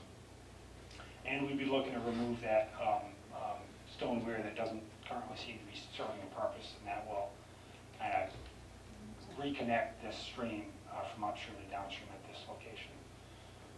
Yes? Also on that one, just as you said before when you showed the picture of it, there is a lot of vegetation there, and I think that mostly is due to sedimentation. So if there's opportunity to see where the stormwater is coming into that system between the dam and the bridge, and putting in some sort of green infrastructure to remove that sedimentation before it's going directly into the stream, that would be a big help as well, and, Yeah. and potentially just doing a little dredge. Yeah. Dredging without solving the source of the Right. siltation is fighting an uphill battle, for sure. Yeah. So yeah, there's plenty of opportunity there. I did notice that this bank is pretty exposed and prone to erosion, so it could be as simple as that's where it's coming from, and we should armor that bank. But that dam you're talking about right there, is that necessary? That's a good point. You know, from a hydraulic standpoint, it certainly could be removed. Which would help with clearing that sediment that you're talking about. Yeah, I don't think that's as clear. I think what's coming through that area, flow-wise, is coming through that area with or without the dam. The dam's not really doing anything besides, if anything, it's trapping a little bit of silt upstream of it. It could provide a flushing flow, but I think the flushing flow, similar flushing flow is being provided to what's spilling over the dam. Several people have brought up that they love the dam and they love the waterfall that it gets created. So that's kind of a balance of, you know, removal it has its benefits, but you know, what it means for the town and all the others has to be considered as well. And then I don't know if I talked about it or not, but there are current beaver activity in Debris. Yes. I just have a two-part question. Yep. On the east side of the Mumford, there's a lot of land that's undeveloped. Yeah. So my first question is there a restriction on development as to the 100-year rate or the 1,000-year rate encroaching in that area? And then number two would be, if that is developed and there is a lot of impervious activity or added, will it change that map?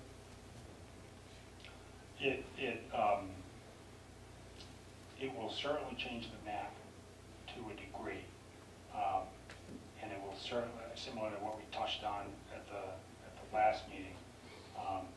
You know, any sort of development that happens here is going to impact how rain falls on that area. The impact that it has to this stretch of river overall is probably pretty minimal, just because you know, we'd probably be talking about an acre of contributing drainage area, whereas we're looking at, I don't have the number, but probably 4,000 acres of drainage area that contributes to the flow here. So it will and it could, but grand scheme of things, it probably won't impact it that much. When you would mention that cleared area, it looks like a Darling Lane, you'd said something to the effect, it would be nice if that was all woods again because it would soak up. Yeah. So now if you take what you have there, add a development there, and then go on the other side of the river and add a few more developments, Yeah. you're changing the whole dynamic of that. What you say is a buffer. Right. Now it's no longer a buffer, just from my view. Right. So do you know if there's an encroachment for building that in those zones? Like, are you allowed to build a 100-year plane or a 1,000-year plane? Yeah, if it's so FEMA's kind of weird and dated. How they establish FEMA, this may even be a zone A, which means they just drew a line on the map as to, hey, that's your 100-year zone without much analysis that went into that. So FEMA does control. This wouldn't necessarily control. So if it is outside of a FEMA established flood zone, however it was established, then there are some buffer zones there, but if it's outside of all those, then no, FEMA wouldn't necessarily control. But to your point about site development, like, I don't know anything about Sutton's regs, so I'm speaking off the hip here, Jen, but most new development, most towns have bylaws written where any new development needs to match the flow characteristics in that parcel. So if it's a 20-acre parcel that's being developed, or cutting a forest and putting in a neighborhood, they need a cut building stormwater infrastructure systems and detention ponds to match the outflow from that parcel as if it weren't there. Understandable. Yeah. Unfortunately, I think that the capacity specified for that sort of limitation is pretty low. I think it's like a 10 or 25-year storm, which would be exceeded if we got the 100-year. Okay, great. That's a great question because that is right for development.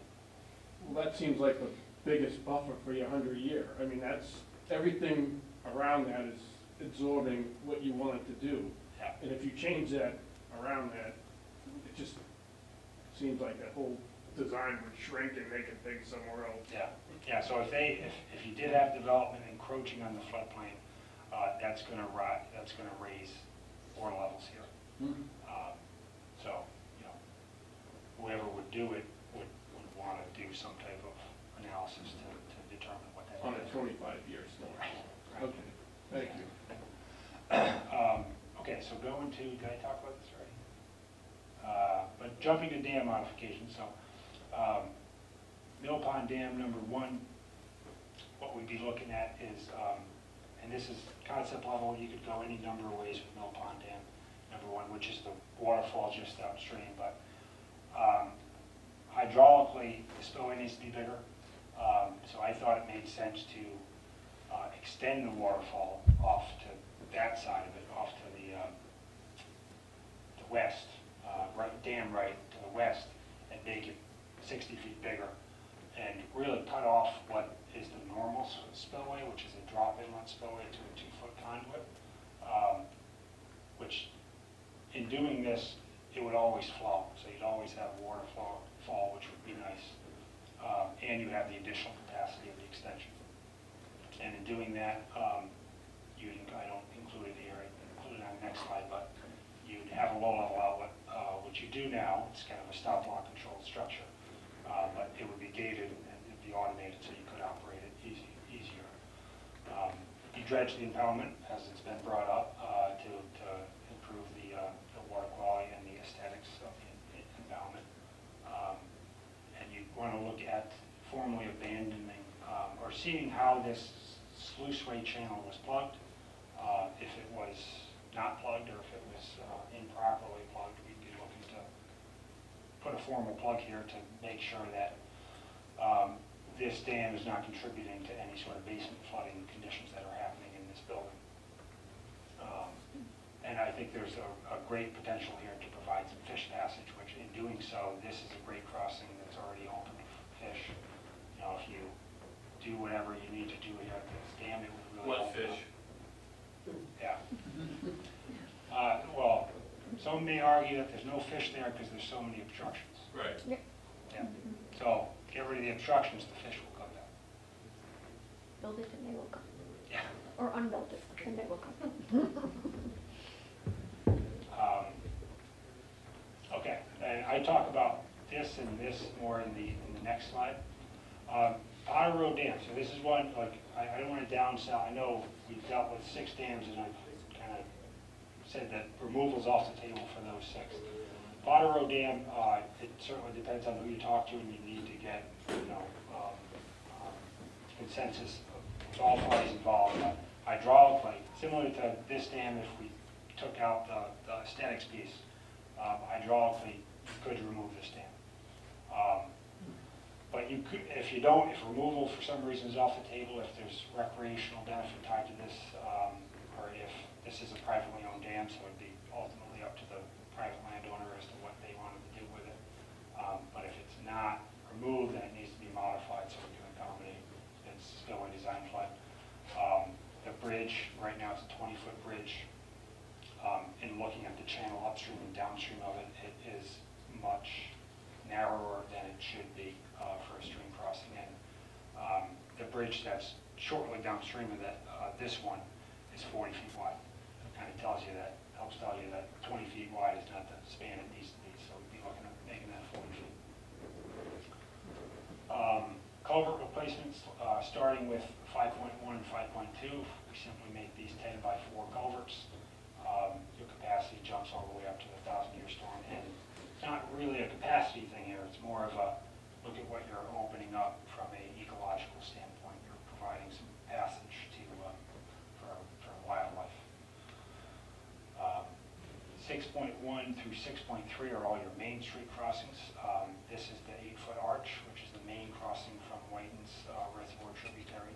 There's also two kind of overflow culverts here. So this one would become a 19-foot wide bridge, just based upon being full and what you need hydraulically. Not so much what you need hydraulically, just more from a stream connectivity standpoint and a head differential standpoint based upon the modeling. And then these two pipes could be increased as well to 6-foot wide culverts. And that would give all of them 1,000-year capacity, which is more than what a typical roadway crossing needs. But again, for bank full width, for stream connectivity requirements, it makes sense to go that way. And, you know, the majority of the cost associated with a roadway culvert crossing, similar to a dam modification of a lot, is the cutting and opening of the road. You want to make it big enough. You know, if you're going through the process of doing a roadway replacement, you don't want to make it smaller than it could be. Do each of those culverts, in terms of the length that you're assuming, or rather the width that you're assuming, does that also include terrestrial passage through there on each side, not just bankable width, but 120% of bankable width? It is 1.2 bank. Okay. Yep.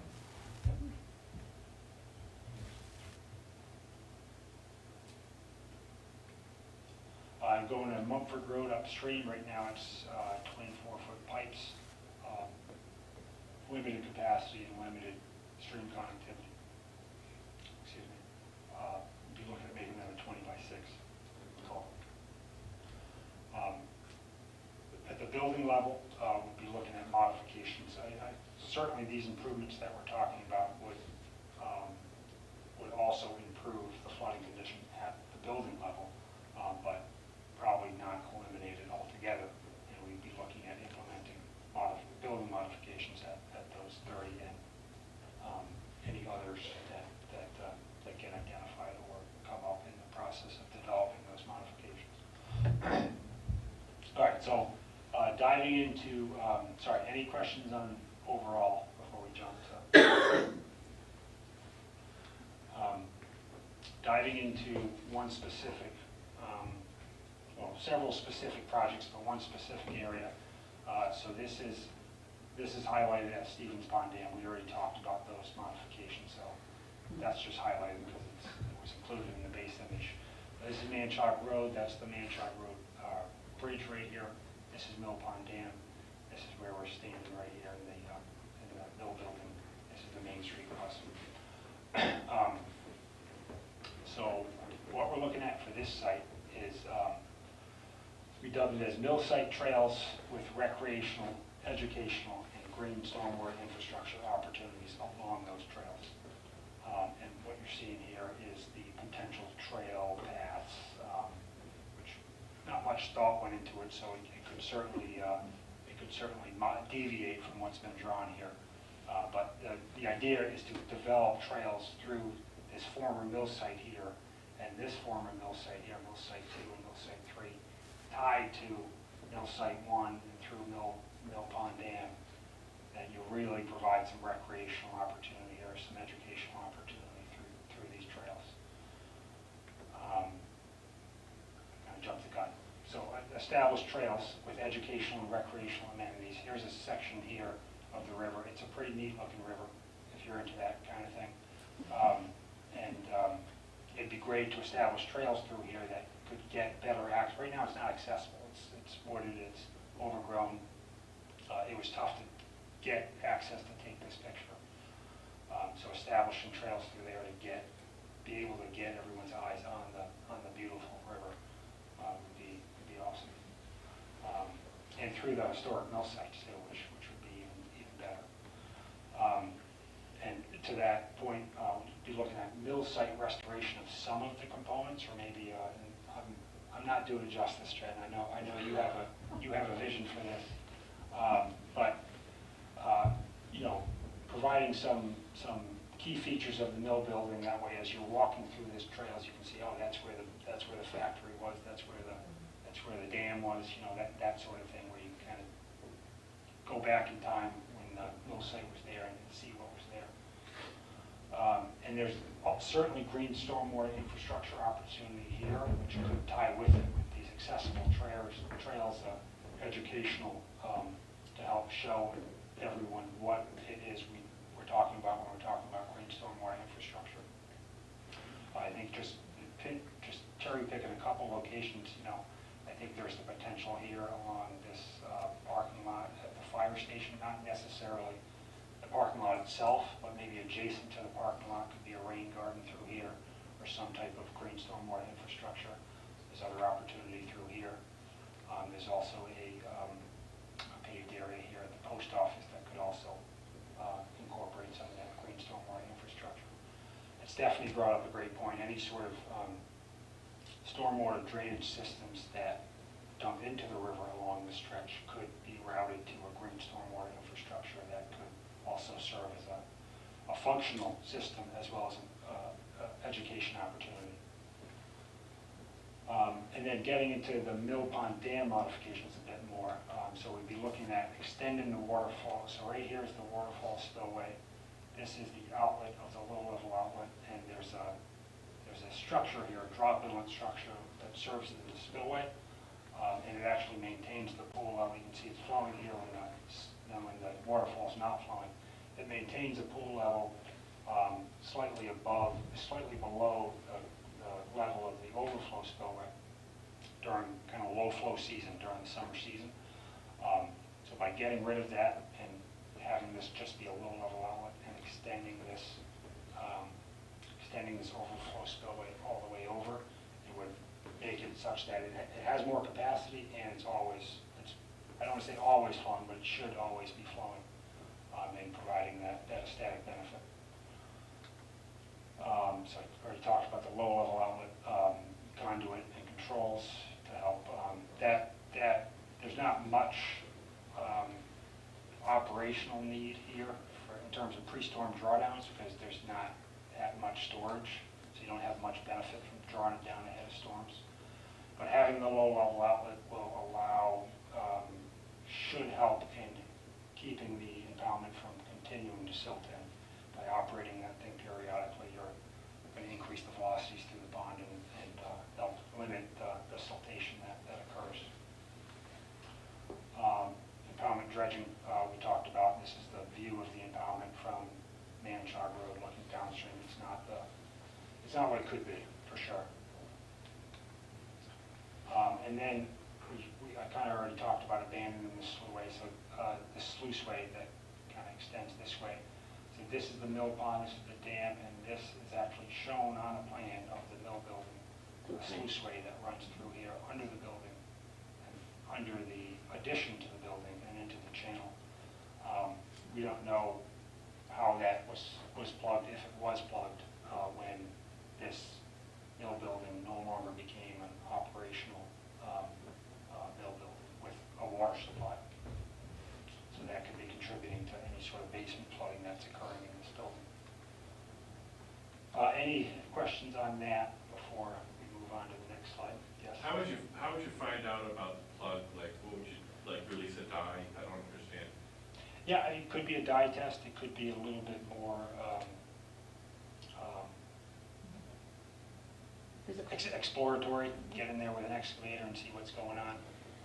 Incorporate it as part of this. You know, you already have earthwork moving equipment here as part of a project, so you could get a little bit more aggressive or disturbing with it to make sure that it is.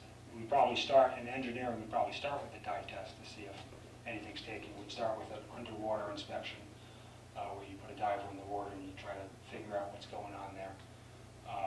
So there's ways to do it in construction and in design as well. Yes, sir.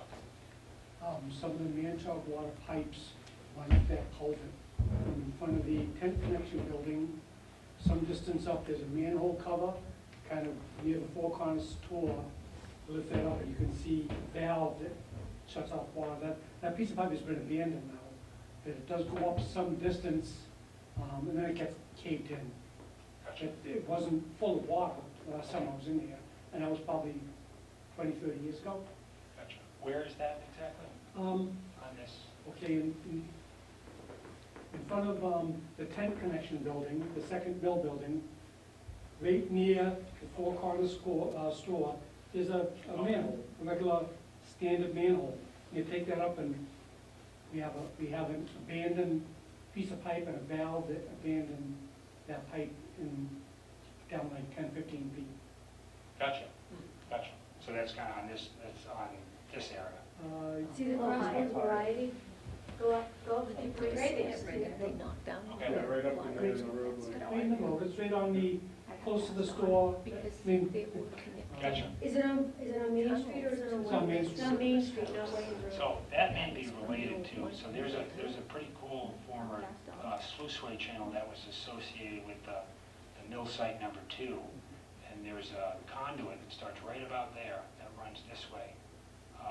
So that may be associated with that old, It could be. conduit. Yeah, I've only been up 20, 30 feet in it. yeah. Cool.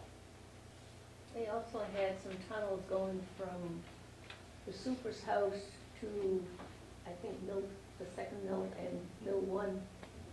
And they would crawl through the tunnels and go do whatever. Yeah, I heard there was one behind the store, under the store as well. I had a question about the dam itself. So I know that the benefit of keeping it is, I think, mainly for the aesthetic of having a waterfall.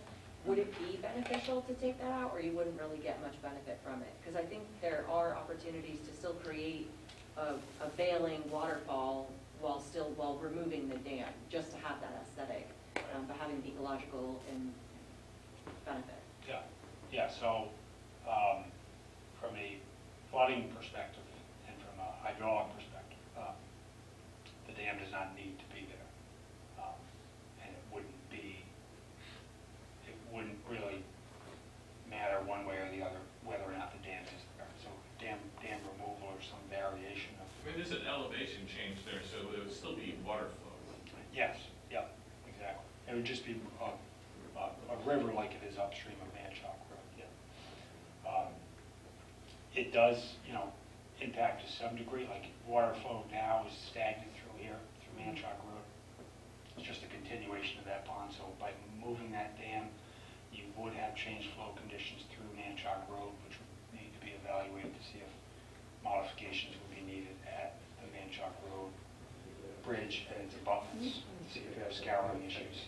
But aside from that, it doesn't really offer much.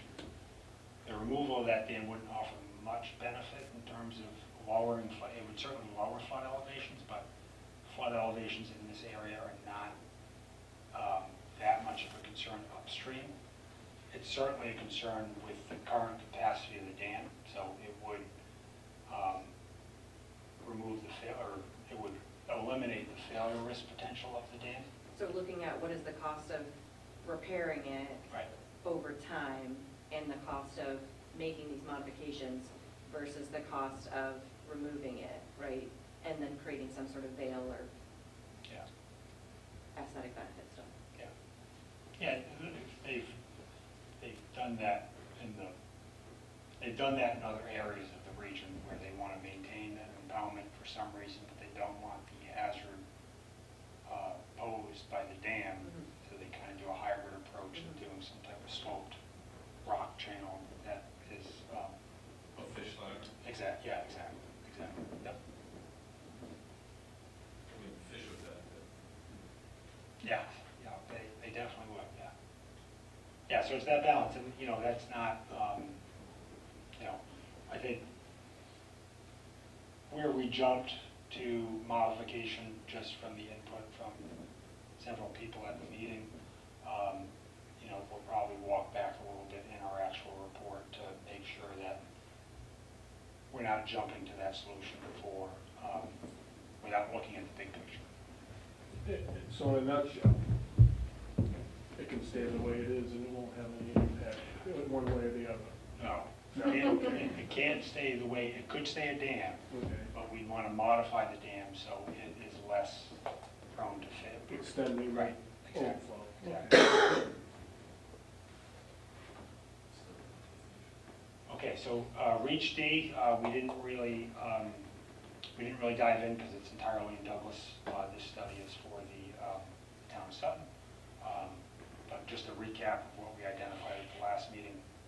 There wasn't that much that really caught our eye from a problem perspective, aside from Old Mill Pond Dam, which was right at the downstream limits of the study. Cook Street, which is just upstream of Old Mill Pond Dam, and the 22 buildings with the potential for EAD, most of which are kind of on the outer skirts and don't really see that much. I mean, some may see notable flood damage, but certainly if, partnering with Douglas, we could expand on this. But a nice sign of looking at the watershed as a whole and seeing how our Sutton's crossings compare with the crossings of the downstream channel. This is a 40-foot wide bridge. This is a 40-foot wide bridge. This is an 80-foot wide bridge. So, by comparing that with some of the sizes that I was saying in Sutton, you can see that just based on that alone, if we didn't do all this analysis, looks like Sutton's crossings are undersized. Bridge shaming us.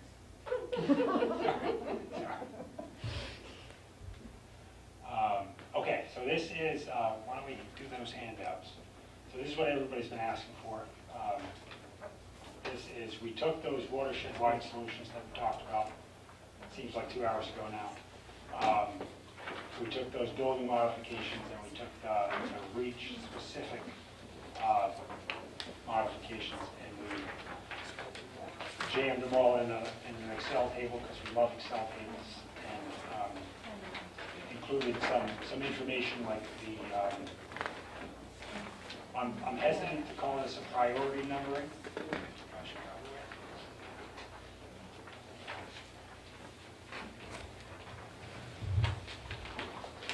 But is it a priority? Yeah, I'm just waiting for everybody to get their hands on it.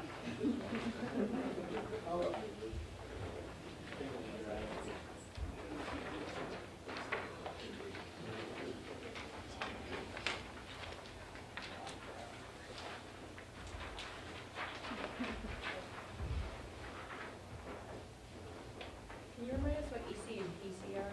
Yes, so EC is existing conditions, so what's out there currently. PC is after we've implemented the modification. So if it's a dam, after we've done that dam modification. If it's a culvert, it's after we've done that culvert replacement. Proposed condition. Existing condition, proposed condition. Okay, so just running through this table. So these first 4 columns here are, or the column 2 through column 5 is about the actual location. So it provides which reach it's in. So for these watershed-wide solutions, it says all, and then it identifies it as watershed-wide, river-wide. It identifies the owner. Where there is a reach, it's identifying the reach, and where there's a number associated with that reach, as we reported previously, it lists that number.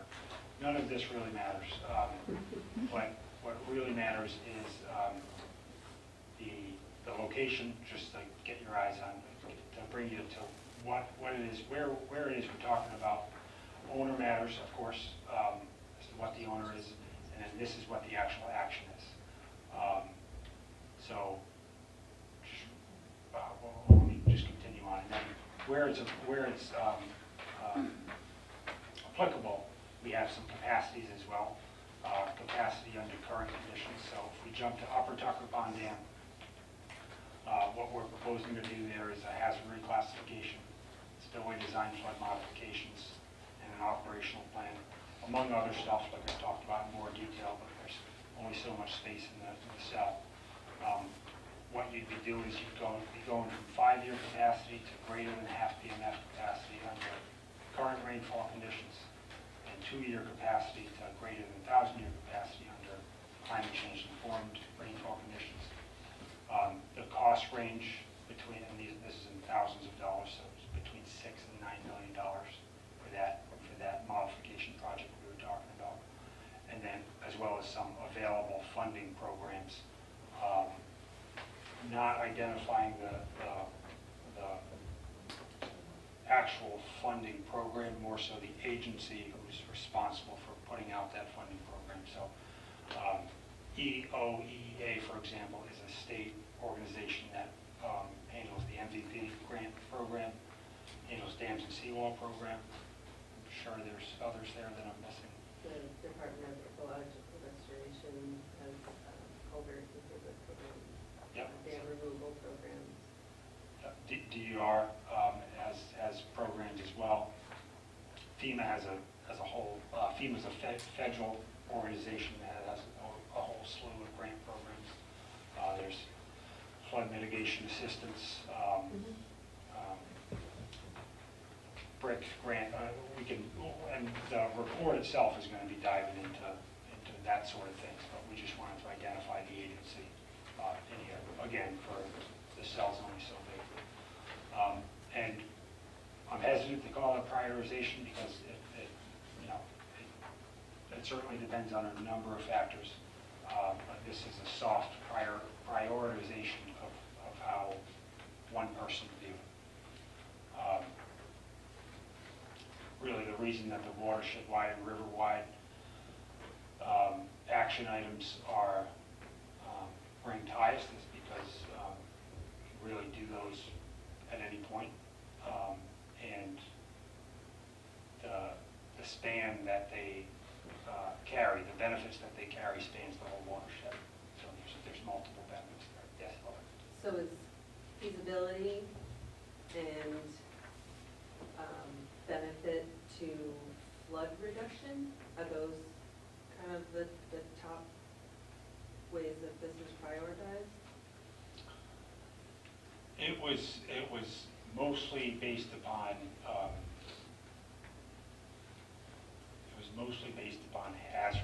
hazard reduction, not so much feasibility. Okay. More so hazard reduction, but that kind of gets gray when you talk about the watershed-wide solutions. Sure. It's, again, soft, very, very soft prioritization.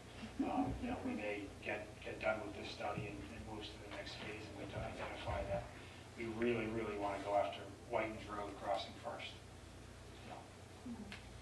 Does that also look at who's benefiting in terms of, this is a public recreational area, or this is an entirely private area, or we're, fixing 15 businesses that might get flooded versus one private house? Does it think about things like that, or is that something that you'll get into more in the report in terms of who's benefiting from these improvements? Right, yeah, that would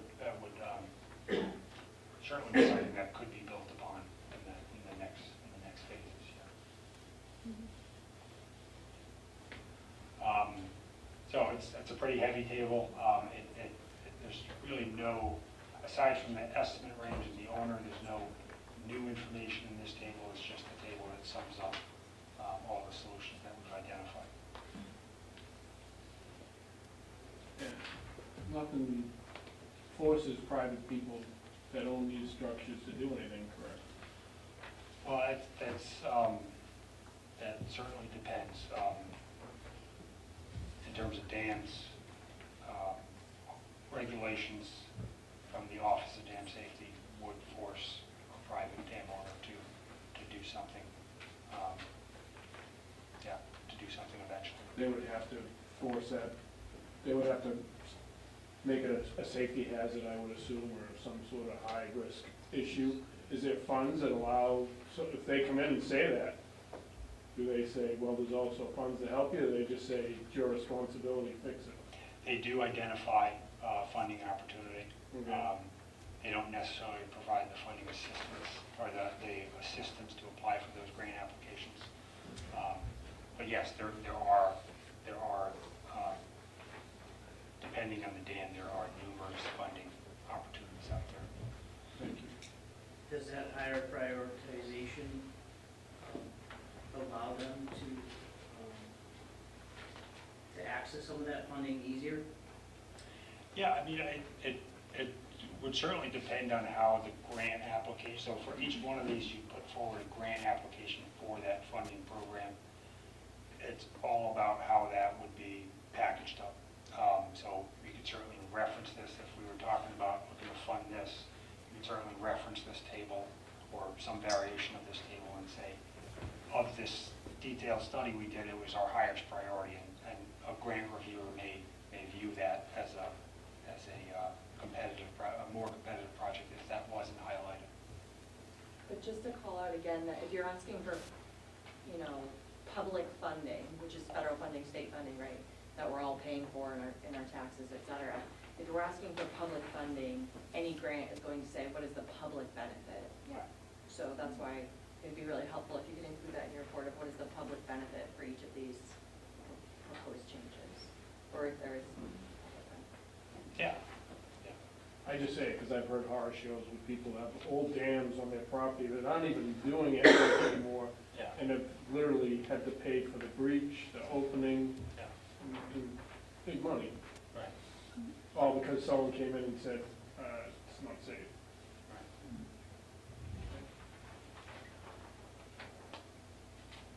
Thanks. All right. Okay, so we can move on, we can come back to this, we can move on for now. So, similar to how we ended the last meeting, we want to identify where we're headed with the study. So the next steps is to take the feedback that, I think Bethany's already got 4 pages of notes here from your feedback, and any feedback that comes after this meeting, incorporate that into this solutions program and into the final report.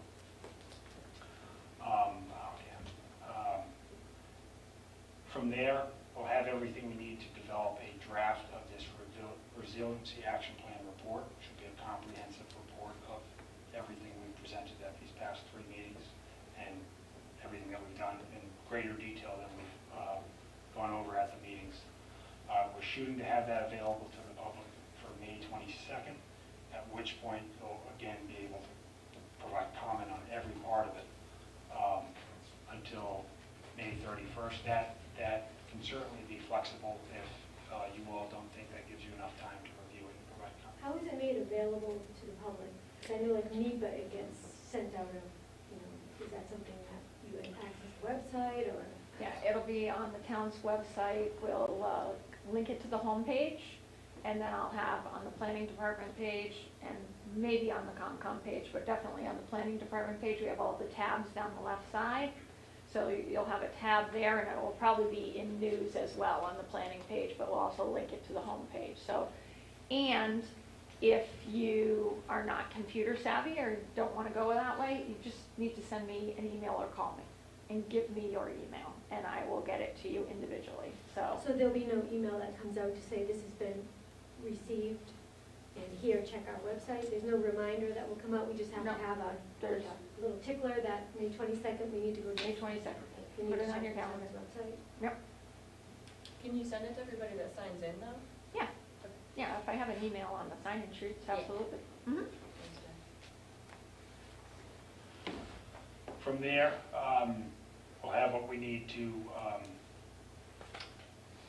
don't want to say finalize, but revise that draft report based upon your public input and present a draft of that action plan in a similar presentation format to the select board. It's June 6th at 6 p.m. at the Sutton Town Hall. From there, we'll garner their feedback and work to finalize the report ahead of our project deadline of June 30th. And in the meantime, best way to get contact information, to get feedback to the project team or to the town or just in general is Jen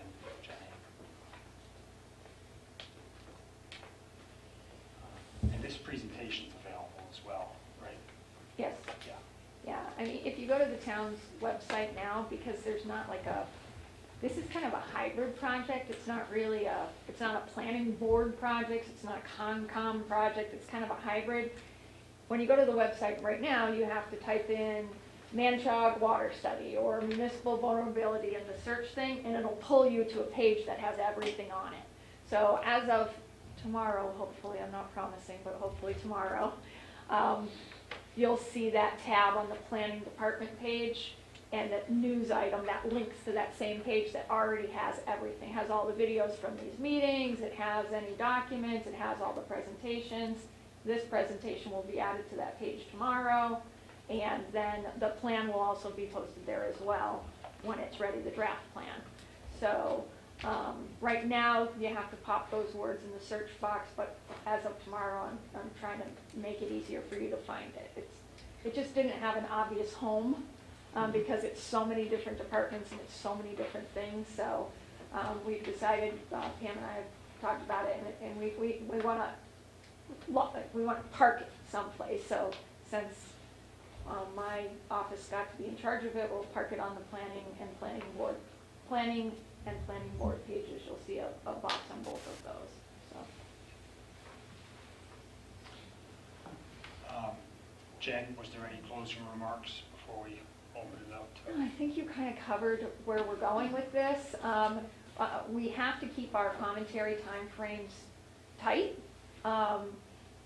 We've received a lot of input throughout, and you're not going to see a lot of new information in the report. You'll just see more detail, kind of the detail that went behind the results you're seeing on the screen. So we do need to keep those time frames very concise because this is all tied to a grant. We have a $75,000 grant and a $25,000 town commitment that paid for all of this work, and there's deadlines on that. So we need to stick to our time frames, and most everybody has kind of been tied in all along or had an opportunity to be. So when you get the report, it's not going to be looking at something you've never seen before. You're going to go, oh, yeah, that was this, and here's the detail behind it. That was this, and here's the detail behind it. So to the best of everybody's ability, it would be very nice if you want to look at that and have any questions or comments on that more detailed report in those 9 days. That would be very appreciated, so we can stick to our schedule. Great. So with that, I know we've kind of had some great back and forth already, but if there's any additional questions or just discussion or anything that anybody would like to add, you can do so now. I'm going to hang out after the presentation. You can come out and chat with me. It's great. Thank you all for your time. Sorry I went long.